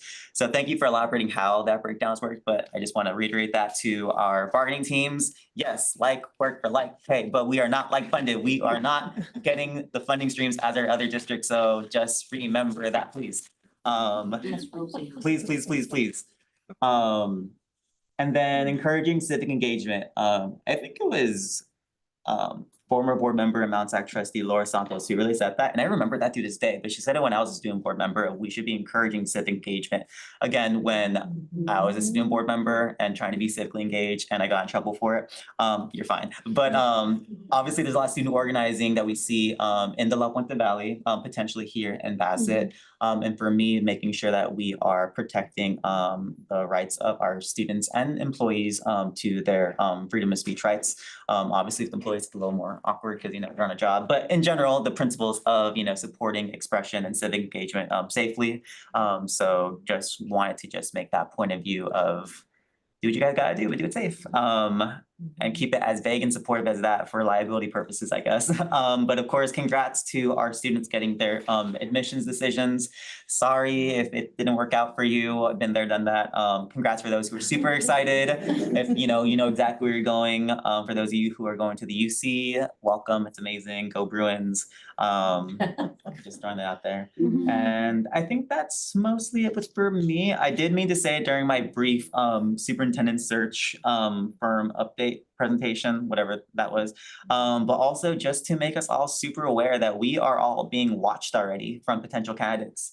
Not only the firm, but the candidates, wherever they may be, are definitely watching our board meetings, if not this one live, maybe some in the past, and seeing who the hell are we? What is all that going around? So sharing that to just make sure, not that we have to be on our best behavior, but just know that our, you know, next leader could be, you know, is very aware of this potentially. So I wanted to say that. And then I will email this, but I also just want to give a brief shout out since we have amazing staff here. But if the board could please get some dates in the future for end of the year celebrations, open houses, the reclassification ceremony, just so I could budget my time because it's getting busy. And yeah, so that would be greatly appreciated. And then last thing is I just received a communication from LACO regarding second quarter fiscal year results of site visits, reviews, and E4 complaint data. So this is addressed to me and the super Dr. Alvarez. So just formally handing this to our intern here. Thank you. No, he's doing well here with like his big staff and his big district and all his nice things. So if you're watching this too, we hate you. But that's it with us. We will go on to closed session. Oh, yes, Ms. Rivera. Go, could I give a shout out to our Head Start director? Oh, yes, Who absolutely. starts at the very beginning with our little babies. And they keep on going on to TK and going on, and she forms them, they start forming them, so thank you.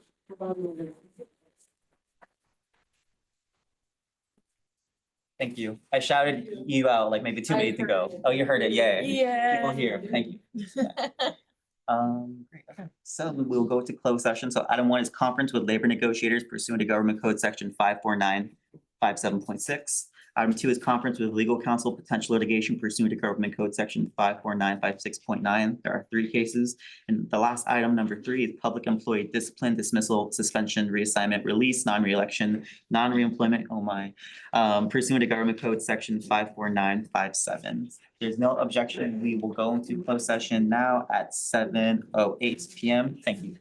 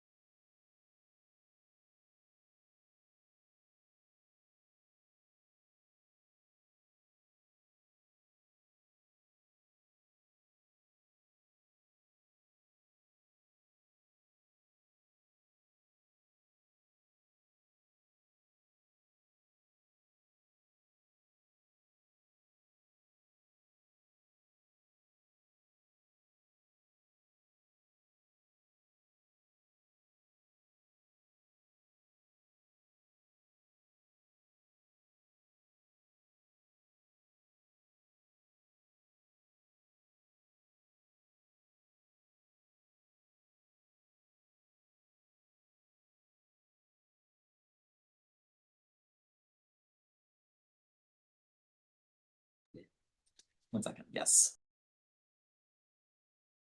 It sounds so ridiculous. It sounds like a cute little dog. Right? I will call the meeting to order at 9:36 PM out of closed session. May we please have a report out of closed session, Madam Clerk? In a report out of closed session, February 17th, 2026, in closed session on a motion by Ms. Gonzalez and a second by Mr. Sementhal. On a vote of 5 members approved, no members opposed, no members abstained, the governing board took action to. So was it reject? It was approved. Which item was It was this one. Yes, it was approved. It was approved. The recommendation of the superintendent to non-reelect the succeeding 26-27 school year and give notice pursuant to the Education Code Section 44929.21B to employee number EID number GT 71-84437. 5 yes, no against, no abstentions, no absent. And in closed session, a motion by Ms. Gonzalez and a second by Ms. Rivera, and a vote of 5 members approve and 0 members opposed and 0 members abstain. The governing board took action to reject liability claim 26-09. Thank you, Madam Clerk. Discussion action items. Item 1, recommendation for physical education graduation requirement exemption. Recommendation. The superintendent recommends that the following student case be exempt in order to meet the physical education graduation requirement for the 25-26 school year be approved. 1, student case number 25-26-01. First, we have discussion. Is there any discussion on this item before we entertain motions? Mr. Rivera? Yes, I had a question. I just wanted to understand. Does that mean they won't be doing PE or? Right, so because there's a 2-year physical education code requirement, when a student can't meet that physical education requirement for reasons that are documented and brought to the superintendent of record, we have to seek an exemption from that particular requirement. It's not an exemption from the credits, so the credits still remain 220. But the actual physical education requirement, if not met, has to be brought to the board for action. May I ask, what is the alternative to the student? I mean, what? Elective, they typically will do, the elective credits. Of course, they have to do their core, all the core for graduation requirements. And then in addition, typically they'll do electives. And this could be, in some situations, it could be they're 5 credits short, 10 credits short. It's just whatever it might be, there is a reason that they were not able to complete those requirements. And just to confirm, the physical education requirement is a local high school graduation requirement, not an A through G. It is a state requirement, not an A through G. Thank you, state. Thank you. Any further questions? And local, you're correct, local. It's 2 years, right, that they have to do? 2 years, correct. Is this, thank you. So this is completely waiving that 2-year requirement. It's not just the one, or is it just the 1 year for the 25-26? So the 25-26 refers to the graduation year. Okay, Yes. I see. Any further questions? Is there a motion to approve the recommendation? So move. Second. Motion by Ms. Rivera, seconded by Ms. Flores. Any discussion on the motion proper? Roll call vote. Aye. Aye. Aye. Aye. Aye, the motion is carried. Thank you. Item 2, nominate Maria. Thank you. I apologize there. And Roberta Perlman to the California School Boards Association Delegate Assembly. The superintendent recommends Board of Education nominate 2 of the names listed above to the CSBA Delegate Assembly for the term commencing April 1st, 2026 through March 31st, 2028. Is there any motion by Ms. Flores? Is there a second? Thank you. Let me speak, y'all. Okay. Any discussion on the motion? Roll call vote. Aye. Aye. Aye. Aye. Aye, the motion is carried. Okay. Second was Ms. Gonzalez. Thank you. Approval of resolutions. We have resolution number 024-26, National Women's History Month, and resolution number 027-26, Black History Month. Is there any objection to hearing both or all resolutions jointly? Is there a motion to approve all resolutions jointly? Motion by Ms. Flores. Is there a second? Seconded by Ms. Rivera. Any discussion on the motion? Roll call vote. Aye. Aye. Aye. Aye. Aye, the motion's carried. Next item is board policy manual updates. The superintendent recommends that the Board of Education waive the first reading and second reading, yes, and approve the board policy manual updates as described below. Addition of board policy and administrative regulation 1445, repeal of board policy and administrative regulation 5145.13, revision of board policy and administrative regulation 5125, and revisions of administrative regulation 1340.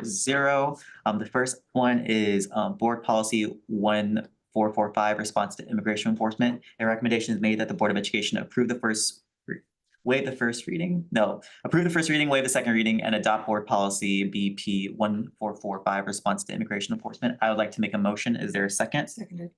Seconded by Ms. Stanzioni. Any discussion? Roll call vote. Aye. Aye. Aye. Aye, the motion's carried. Item 2, Administrative Regulation 1445, response to immigration enforcement. A recommendation is made that the Board of Education approve the first reading, waive the second reading, and adopt Administrative Regulation 1445, response to immigration enforcement. I would like to make a motion. Is there a second? Second.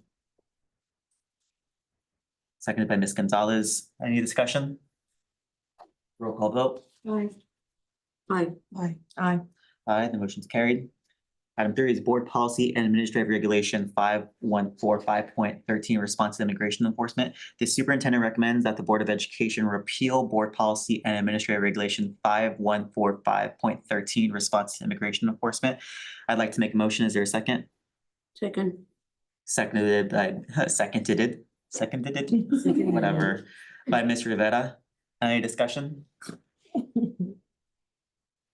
Roll call vote. Aye. Aye. Aye. Aye. Aye, the motion's carried. Board Policy 5125, Student Records. A recommendation is made that the Board of Education approve the first reading, waive the second reading, and adopt revisions to Board Policy 5125, Student Records. I would like to make a motion to amend. I'd like to amend by striking the provisions entitled, quote, student records from social media, end quote.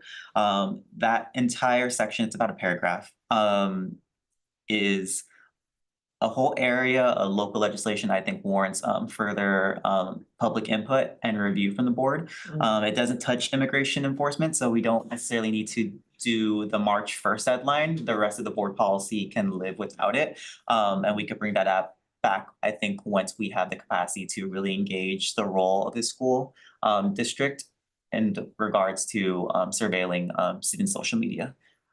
So my motion would be to strike that provision. Is there a second? Second. I'm sorry, Sorry. which provision was that? It'd be the provision entitled student records from social media. Where is that? I'm sorry. I believe it's on the first page towards the Would you bottom. explain? Number 4. Personal identifiers such as Seconded. social security, student number, biometric, fingerprints. Okay, what is it? Sorry, 1 second. We'll get into discussion. So a motion is to strike student records from social media. That's by Mr. Cimental, seconded by Ms. Gonzalez. And we'll begin discussion. So elaborating, so it's on, Dolores, do you have access to that? Do you have I access have to it that? in here somewhere. So if you go to the consent calendar. I could help you. Mhm. Oh, I see it right here. I do see it right here. But I'm saying, what page is this on? 5125 student records. Are we on the Really first good page, or on policy. the second page? Page 1. So what Which does it one? mean that we Consent work with calendar. the What records number? on social media? Or It's what? the, 5125. Sorry. it's the board Student policy records manual from social updates. media. On page 1. We're close, sorry. Okay, it says student records do not include, and then it says 1, 2, 3, 4, 5. Right? Yeah. And then it says, So it's number 4, not the first one, because the first one was being. personal identifiers such as the student's. Number 4? Social security. We're on number Four. 4, yes. Oh, wait, we're on number 4. Number 4, yes. First, Which Number is 4. what? Item number 4, 5125. policy 5125 final. Oh, there you This go. here. There you go. I was on the Regulations, second regulations. But it's saying 5125. social media, but I don't see Yes, social- so am I. Board policy. It's in here, it's in the policy, the Oh. attachment. Okay, so number 4. I forgot to put the tags. I on it, know, so I hate And we're looking at I know, 500. because I put the tags. 5125 policy. Okay, and I what is I this? just go like Is- this and, yeah. Can I ask? Did why you you say did it was that? the bottom of the first page? Well, let me help it first. Let me, I feel overwhelmed.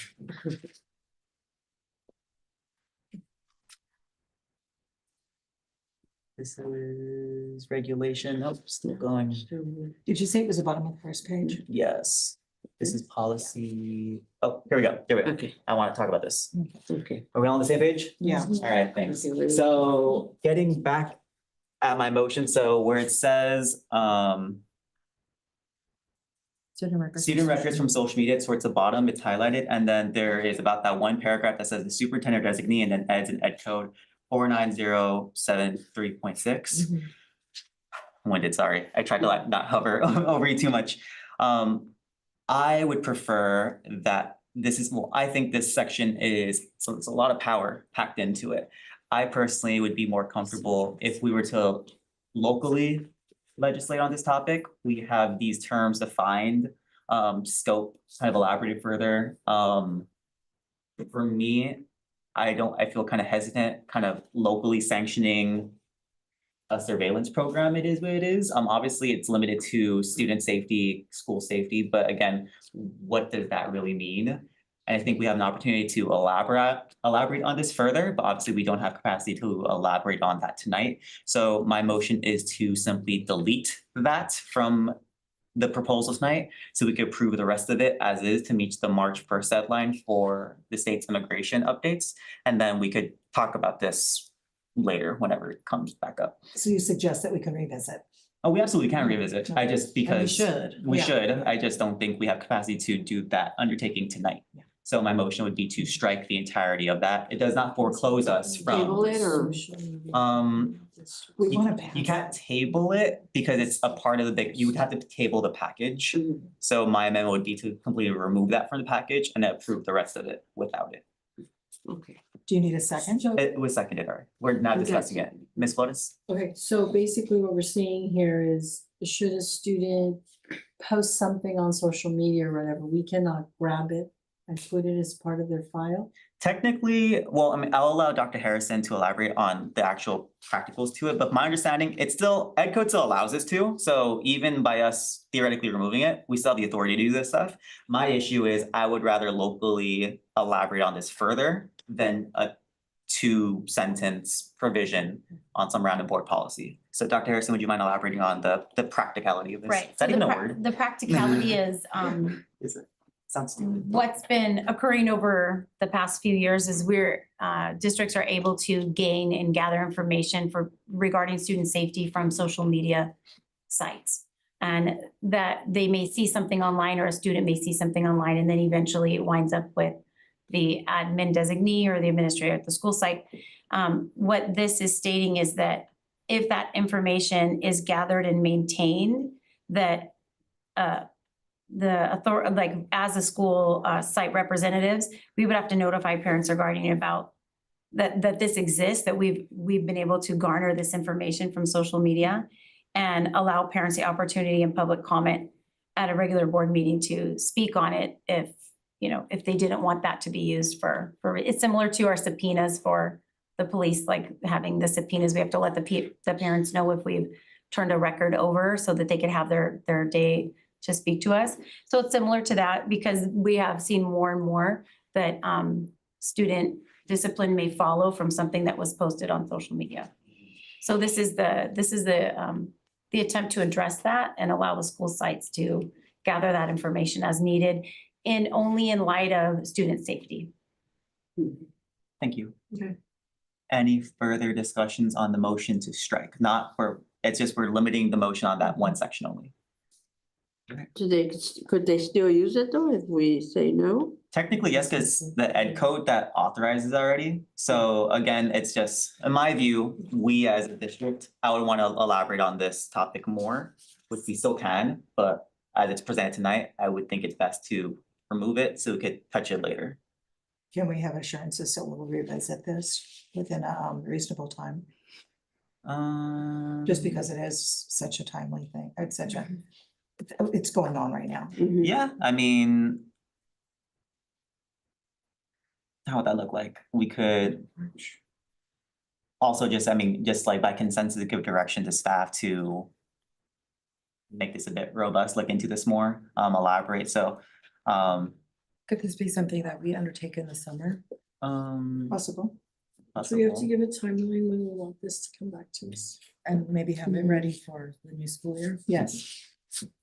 Sure, I mean, like consensus wise, that's fine, I guess we'll continue that conversation with, I could work with Dr. Harrison to build out a timeline.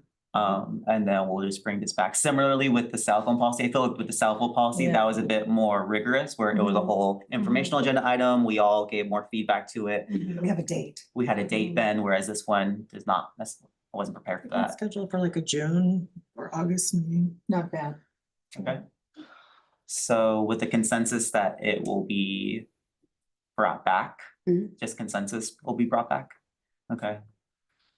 All right, any further discussion on the motion to strike? Roll call vote? Aye. Aye. Aye. Aye. Aye, motion carried. Is there a motion to approve the recommendation as amended? So moved. Second, Motion by Ms. Stanzioni and seconded by Ms. Flores.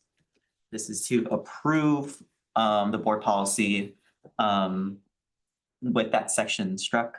Any discussion on the motion? Roll call vote? aye.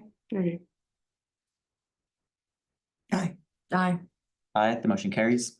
Administrative Regulation 5125, student records. A recommendation is made that the Board of Education approve the first reading, waive the second reading, and adopt the revision to Administrative Regulation 5125, student records. Is there a motion? Motion. Second. Motion by Ms. Flores, seconded by Ms. Rivera. Is there any discussion on the motion? Ms. Gonzalez? I just wanted to remind everyone that it is our prerogative to waive the second reading. And we are completely within our boundaries. Yes. Thank you. Any further discussion? Roll call vote? Aye. Aye. Aye. Aye. Aye, the motion carried. And the last one, Administrative Regulation 1340, access to student, to district records.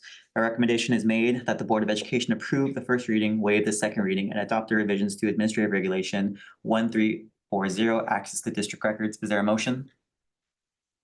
So, Motion by Ms. Gonzalez. Is there a second? second. Seconded by Ms. Rivera. Any discussion? Ms. Flores? I have a question. So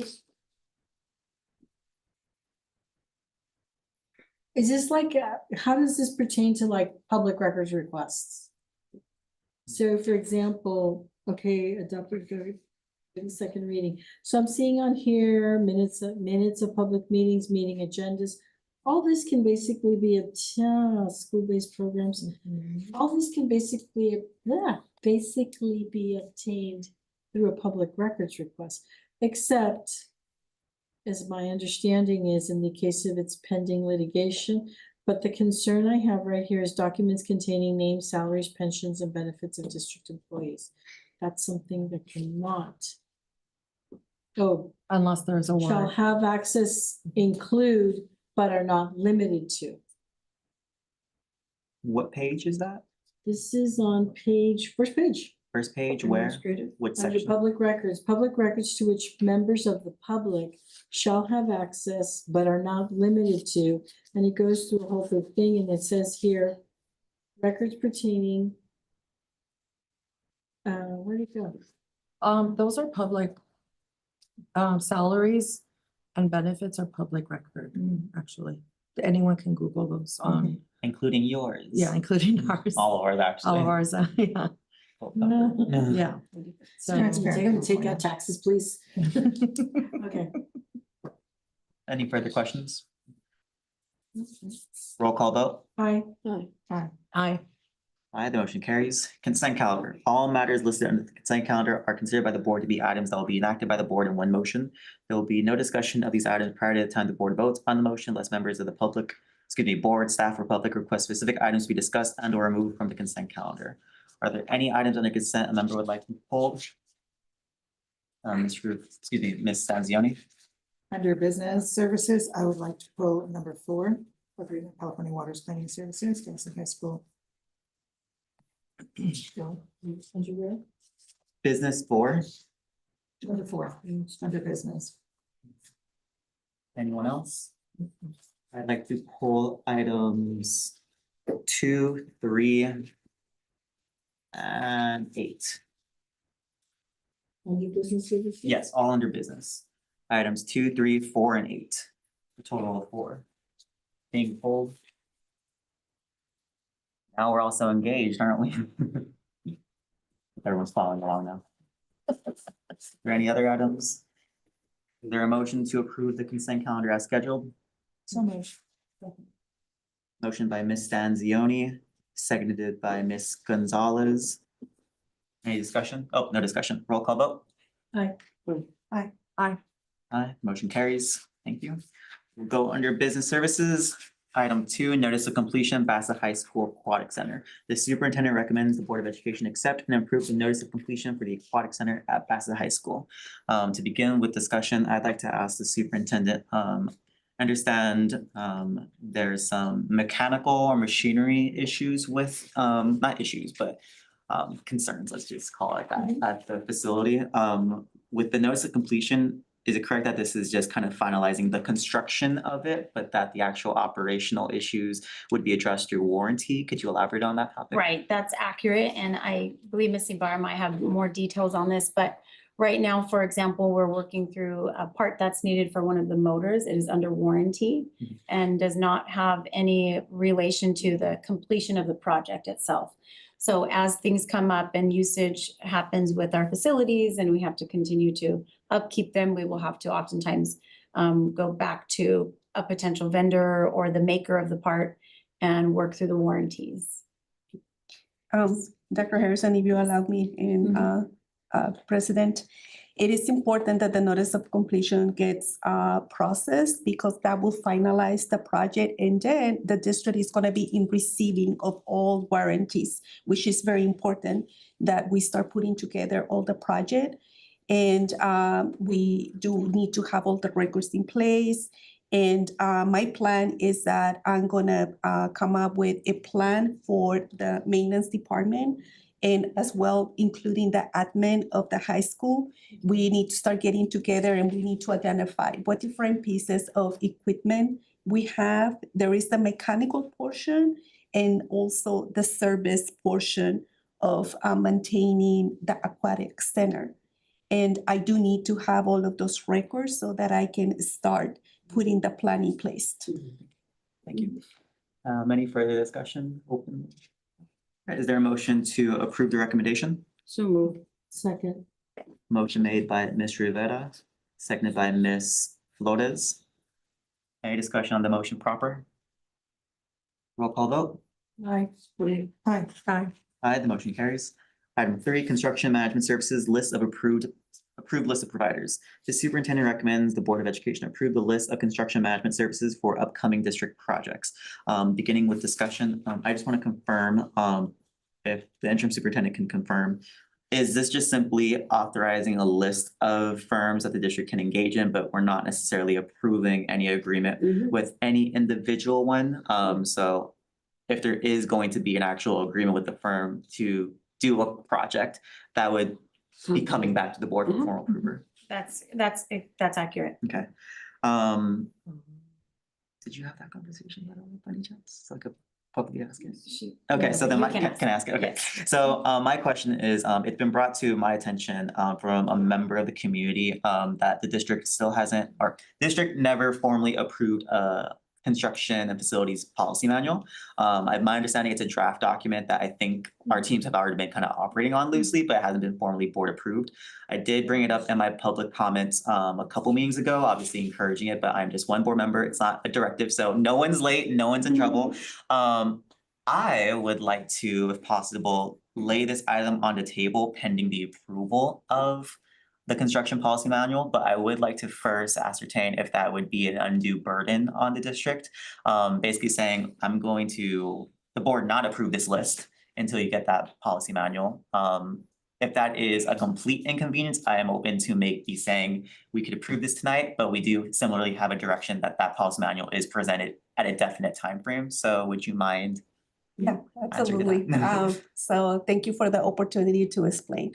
I would like to clarify that the business services representing Bassett Unified, we absolutely did follow protocol on this particular item. The district did bid for these services. It was advertised. So, and in addition to that, when we advertised, we did reach out to different management firms to let them know that the district has an RFP. In advance, we let them know the district is advertising an RFP. We reach out to big firms such as Bernard, Masati, PCM3, Cordova Corporation, Telecu, Hamming, and also Balford. I have a list of the different vendors. Now that the district is a CAPCAP district, is one of the requirements. It is one of the requirements that in good faith and being responsible, that was the whole idea of the purpose of becoming a CAPCAP district. Right. That we have access to the different newspapers, trades, specifically for construction vendors.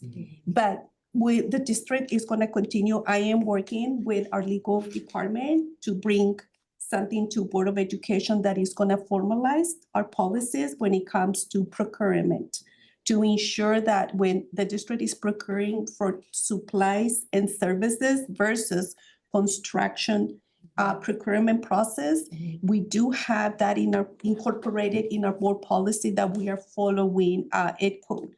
And the manual is going to be something that we're going to have as a reference so that we know if we are going to procure for services, there are threshold dollar amounts that we have a limitation to, and what is the process, what that looks like.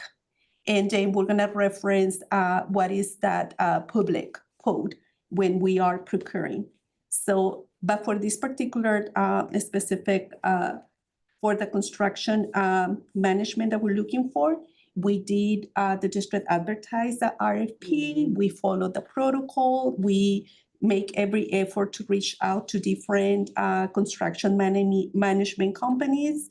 And as President Cimental mentioned, we are just approving this list of these 5 different construction management companies, just to whenever, if for whatever reason, the district has a project, we reach out to these management companies. We let them know this is the project, this is the scope of work, and then we bring it back we get quotes. We do need to get 3 quotes. So, and we see what we select based on the needs and then the price of the project, and we bring it to Board of Education for approval.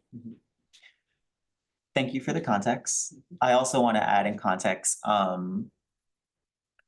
just to confirm. So all of these bids or all these firms went through the bidding process for this round. So everything is kosher on this round. There's no issues. Everyone's clean. Everyone's good. Obviously, not saying that was the case in the past, but saying for here, we are crystal clear, airtight. Everyone went through the bidding process. We're good. Yes. Let me know that's the case. Okay, so 1 second. I first Flores and then you, but with all due respect, I don't think I have my question asked actually or answered. If this is not approved tonight, does that disrupt your operations, or can you live with this being in limbo until that policy manual is approved? Honestly. And I don't want to interfere with your operations, but I also want to make sure that we have an approved manual. Absolutely. I mean, just being honest, if I bring the item, let's say on March 10th, alongside with the manual, then everything gets approved for a number of days. It's just, if we have, I don't have any project right now to say I need these services.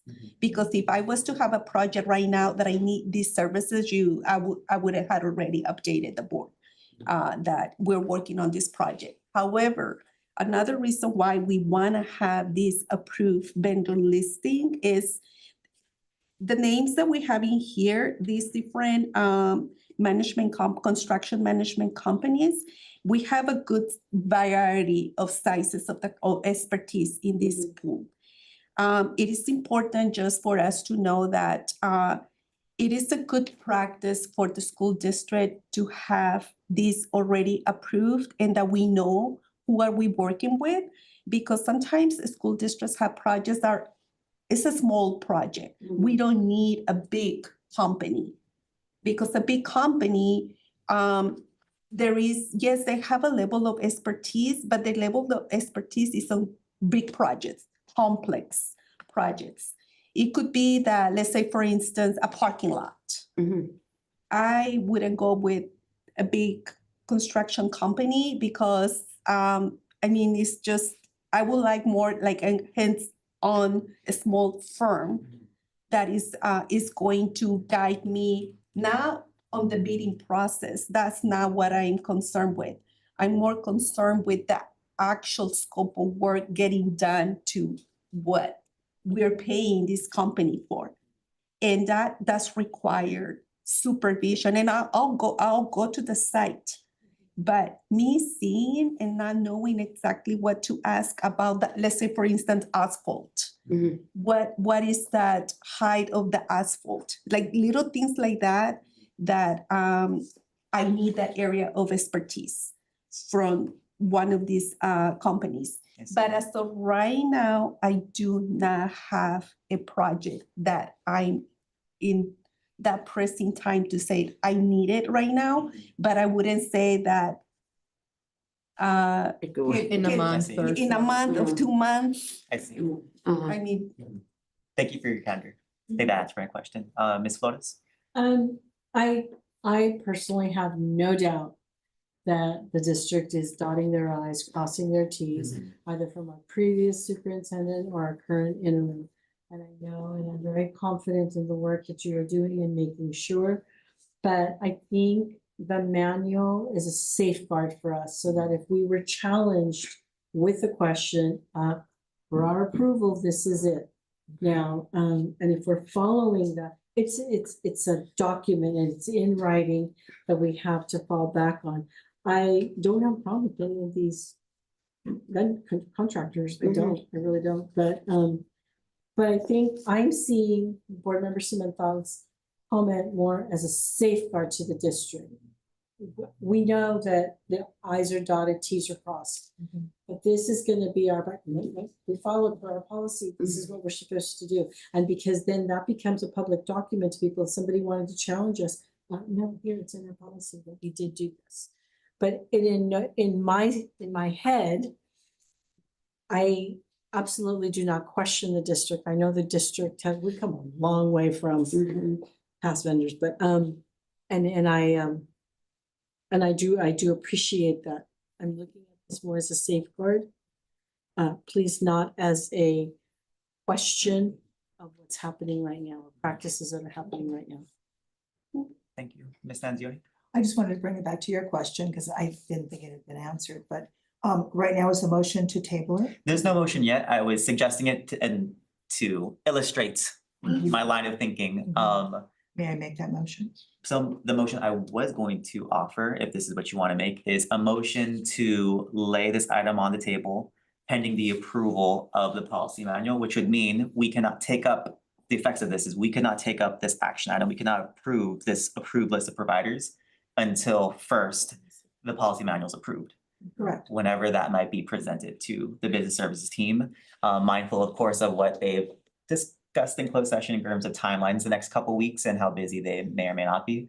So that is the motion I was suggesting. Is that the motion you'd like to make? That's absolutely the motion I was going to make. All right. Are we all clear about that motion? Okay, is there a second? Oh, I just had a comment. Well, Sorry, are we done? we're not done yet, but there needs to be a second. Oh, second. Okay, so motion by Ms. Stanzioni, seconded by Ms. Gonzalez to table pending facilities and management. What is it? Construction and facilities, policy manual. Approved list. Oh, manual. Yes. So we're tabling the approved list of providers pending that. Okay, do we all understand that's the motion? Yes. Okay, discussion on that. Ms. Gonzalez? Are we covered with the cap, is that what it's called? For if let's say tomorrow, you're like, oh my God, I need a pool person or a cleaner or something. Does that cover us for that time being? So what, let's Mhm. hypothetically, Yeah. right? I don't know, like something, we have this grant and we need to spend these funds and we need to, number one, we will start with an architect. Usually when it comes to a construction project, our first, service that we work with is with the architect. So we do put a plan together and the architect help us to develop how the project will look like. And then based on the project, if it's a complex project or not, then that's when we start the process. We will do some homework, very similar to this, like we will reach out to different construction management organizations that have experience on that particular project. So, but that will be very tailored once we have identified the project, and it's just, I work with the architect backwards, meaning that this is the project, help me. Yeah. When do we need to get this project completed? June 30th. Okay, for me, for the district to be able to complete this project by June 30th, help me, walk me through it from backwards, right? Yeah. So these are my board meetings, and again, everything depending on, it's hard for me to say exactly what the project is going to entail, but I will say that, as I mentioned before, if I did have a project right now that I know that I'm gonna require these services, I will already have shared with Board of Education, oh, yes, this is gonna interfere, but we're not in that place. So what I'm hearing is that it will be beneficial and for us to have that manual, and then they can go hand by hand. So I don't see a problem with that. And then if that was to be the case or something, as I said, I do not anticipate that. Yeah. I do not anticipate that from happening. So we are in a good place. Okay. Yeah. Any further discussion on the motion to table pending approval of the policy manual? I want to reiterate what Ms. Flores said very beautifully, is this is an assurance to our community, mindful that shady stuff happened in Bassett and not entirely distant future. And this is in no way a criticism on the part of our administration or our teams. It is an acknowledgement that things are possible. Not saying that that is possible under your leadership, but we owe it to our community that we make sure that we have safeguards. And I think by conditioning approval of the list of providers, it serves, as an incentive that it gets done expeditiously. So thank you for your understanding that we're trustees of our public dollar. And this is, I think, our way of having oversight in that process.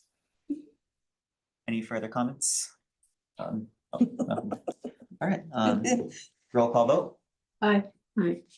Aye. Aye, and the motion's carried. This item is tabled. All right, we'll go on to item number 4, Agreement California Waters Cleaning Services, Bassett High School Aquatic Center. The superintendent recommends the Board of Education approve the authorization for California Waters Cleaning Services for the Bassett High School Aquatic Center. Beginning discussion first, Ms. Sanzioni, you recognize? Looking at the contract, I would like to see a cost analysis and comparison with other companies, because it seems extraordinarily high for the services that they're providing and what they're not providing. Is that just a statement or a question or something? No, I'd like to have a cost comparison and table it until it's done. Okay, so you have a motion to table. Okay, is there a second? Wait a second. A motion to table by Ms. Stanzioni, seconded by Ms. Gonzalez. We'll continue discussion on the motion to table. I don't mind. Dr. Harrison, would you mind maybe sharing an estimate on when we might be able to get that? Is that the next meeting item? Yes, we'll want to bring this back to you also expeditiously because we are in currently our current provider of this, that contract is ending as we get the warm handoff for the pool. So I can let Lady Barra. Yes. On this particular item, it will have some implications if we don't approve it because our contract, our current service is ending February 28th. So then that means that for a number of days, the district wouldn't have service on. Can I amend my motion? Didn't we do this just a bit ago? Because it was said that in order for you to get all the warranty, in order for you, didn't we just do this? Yes. You needed to get all the warranties on this, so in order for that. And to happen, you this needed is to a get service, not a- approved. This is a service just for that, for the clean of the pool. 11,000 seems to be exorbitant for the And services. We did do some comparison. We got What'd you compare different with? quotes. So there was some two other different companies. And then it became higher. One of the things, just to add more context to it, it's not just coming in and providing the service, it's twice a week, but they also gonna include chemicals. This I organization understand that. is gonna include chemicals and the storage. I mean, they're just gonna bring the chemicals and everything. One of the things that I was very surprised because I was doing homework on my own to see how much if the district was to take on this project on our own. Chemicals alone, we are looking or spending for us, for the district, we're looking at spending probably like $60,000 to $70,000 on chemicals. Have we looked at other, because I know that this, up until now, they've only been coming once a week. They come on Monday mornings. So we're increasing it to twice a week because of the usage, I'm guessing. But have we checked with the neighboring pools and see what they're paying? Because it just seems, in talking to people that know pool cleaning, it just seems awful. So for instance, I do recall when I used to be in Baldwin Park. I used to be there in Baldwin Park and then they do have an employee that in-house. Right. And that's another option for me that I'm looking at. Also doing the cost analysis, if we have somebody in-house, how much is it gonna cost to the district? How much is it gonna cost for the chemicals? How are we gonna manage? It's gonna require some very specific training. We used to have it here with that training. We did. And then Until this started. And then the new pool, the new system is very modern. Yes. So it will require a different type of training. I think as of right now, this is it. And just so to add, it doesn't have to go the full year. My plan is as well to expedite the process so that we can short the service with this particular company. And that's something that I do have in my mind.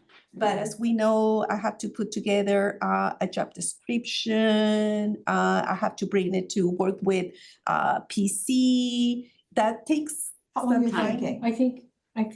1 second. I'm sorry. So, but I did some comparison with, I did ask some questions to our neighbor districts. And then the disadvantage is that they do have somebody in-house. They already have a plan that they've been utilizing for a number of years. So they haven't had any interruption in what they're doing on a daily basis. And for us, we're gonna start from scratch. We're gonna start from scratch and then that's gonna take some time. Ms. Flores? Okay, so I appreciate all the work and all the looking into that you've done. But I somehow feel that, first of all, we can't compare our past pool, the expenses of the past pool to this current pool.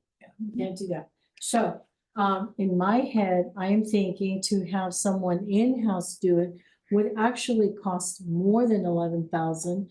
But also in talking about the chemicals, some of these chemicals are chemicals that, you know, do we have the storage capacity to keep all these chemicals and things?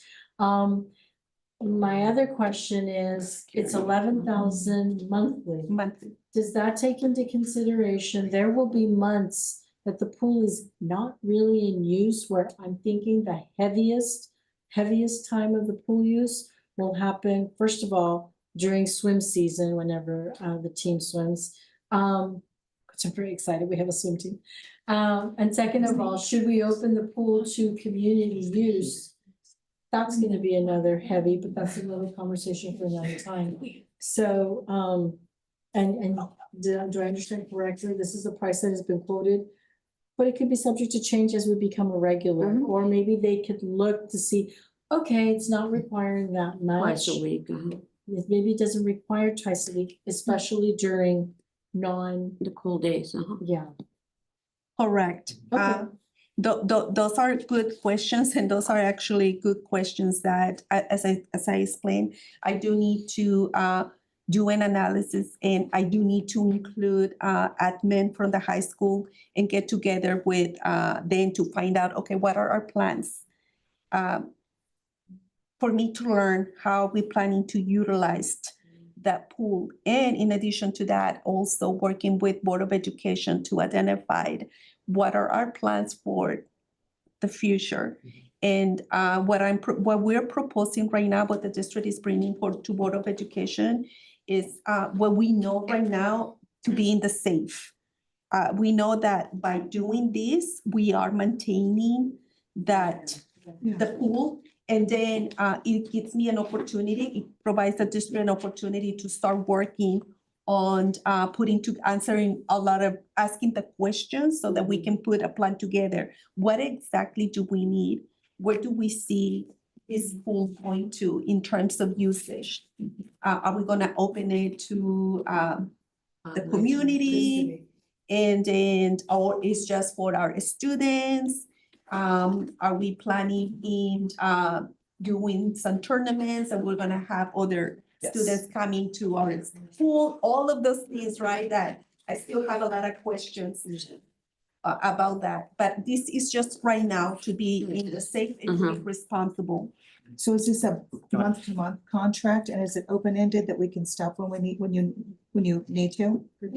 This price that I have right now is this price is gonna be good for 1 year. So, but 1 year I do need to expedite my process in getting, in working with, what are we doing, a job description, what exactly do we want this FTE to? I'm worried about a year, because if we create a partnership with the city, which I think we've all talked to them about, and working with them with the pool, that's in a matter of months.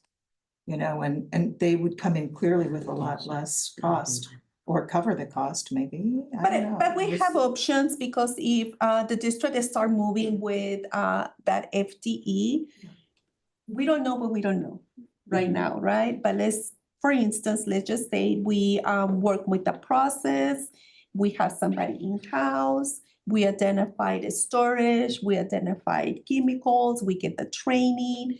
There is a possibility that employee also is gonna need support. Training, this is not something, as Ms. Flores mentioned, we have to remember this is not the same old pool. And then we might need to support our new staff members. So then at that point, we can revisit. I think the district has a lot of options to revisit. This is what works right now, but doesn't mean that this is what's gonna work in the future. 5 months. And that is the part that I do need to bring back to Board of Education to present a different option.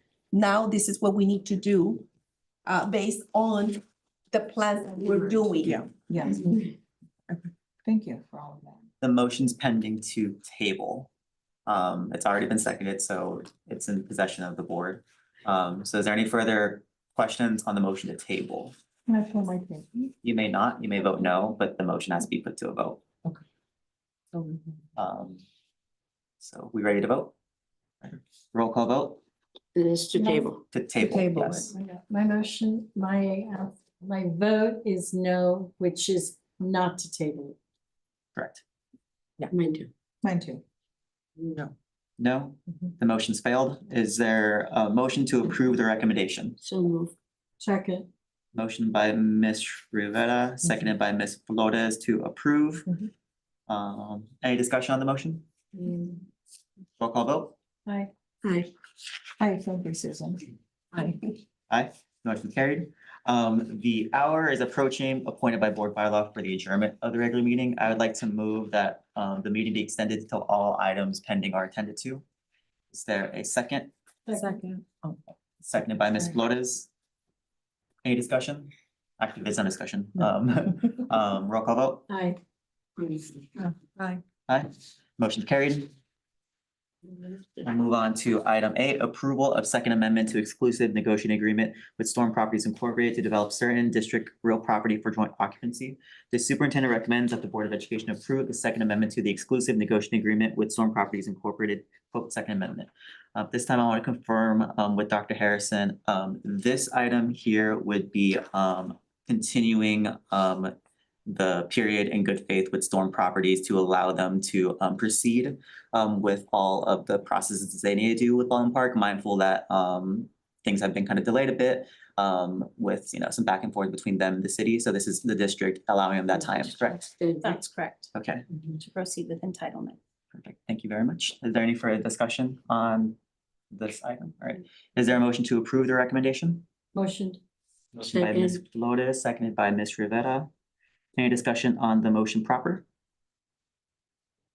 Roll call vote? Aye. Aye. Hi. Aye. No. The item carries.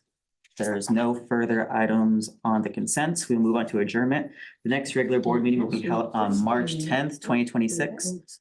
I want to remind us that we will have a special board meeting next Tuesday and the following Tuesday after that. So I will be working with our I'll be working with our assistant superintendent of HR and our senior administrative assistant to prepare that.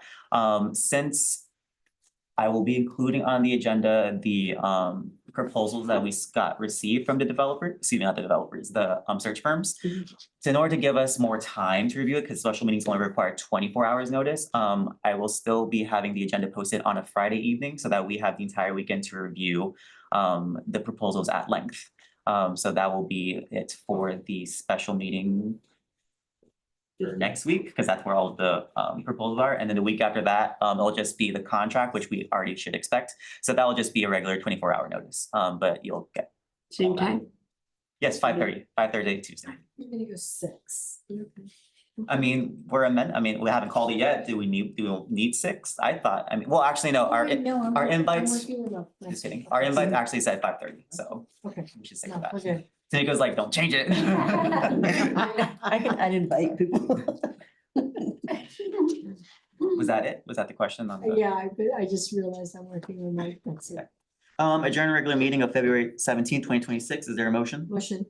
By Ms. Flores, is there a second? Second. Second by Ms. Rivera. Any discussion? Roll call vote. Aye. Aye. Aye. Aye, the motion carries. We stand adjourned at 10:29. Oh, we didn't have to extend. We made it by 1 minute. Good night, Bassett. Oh, hate it.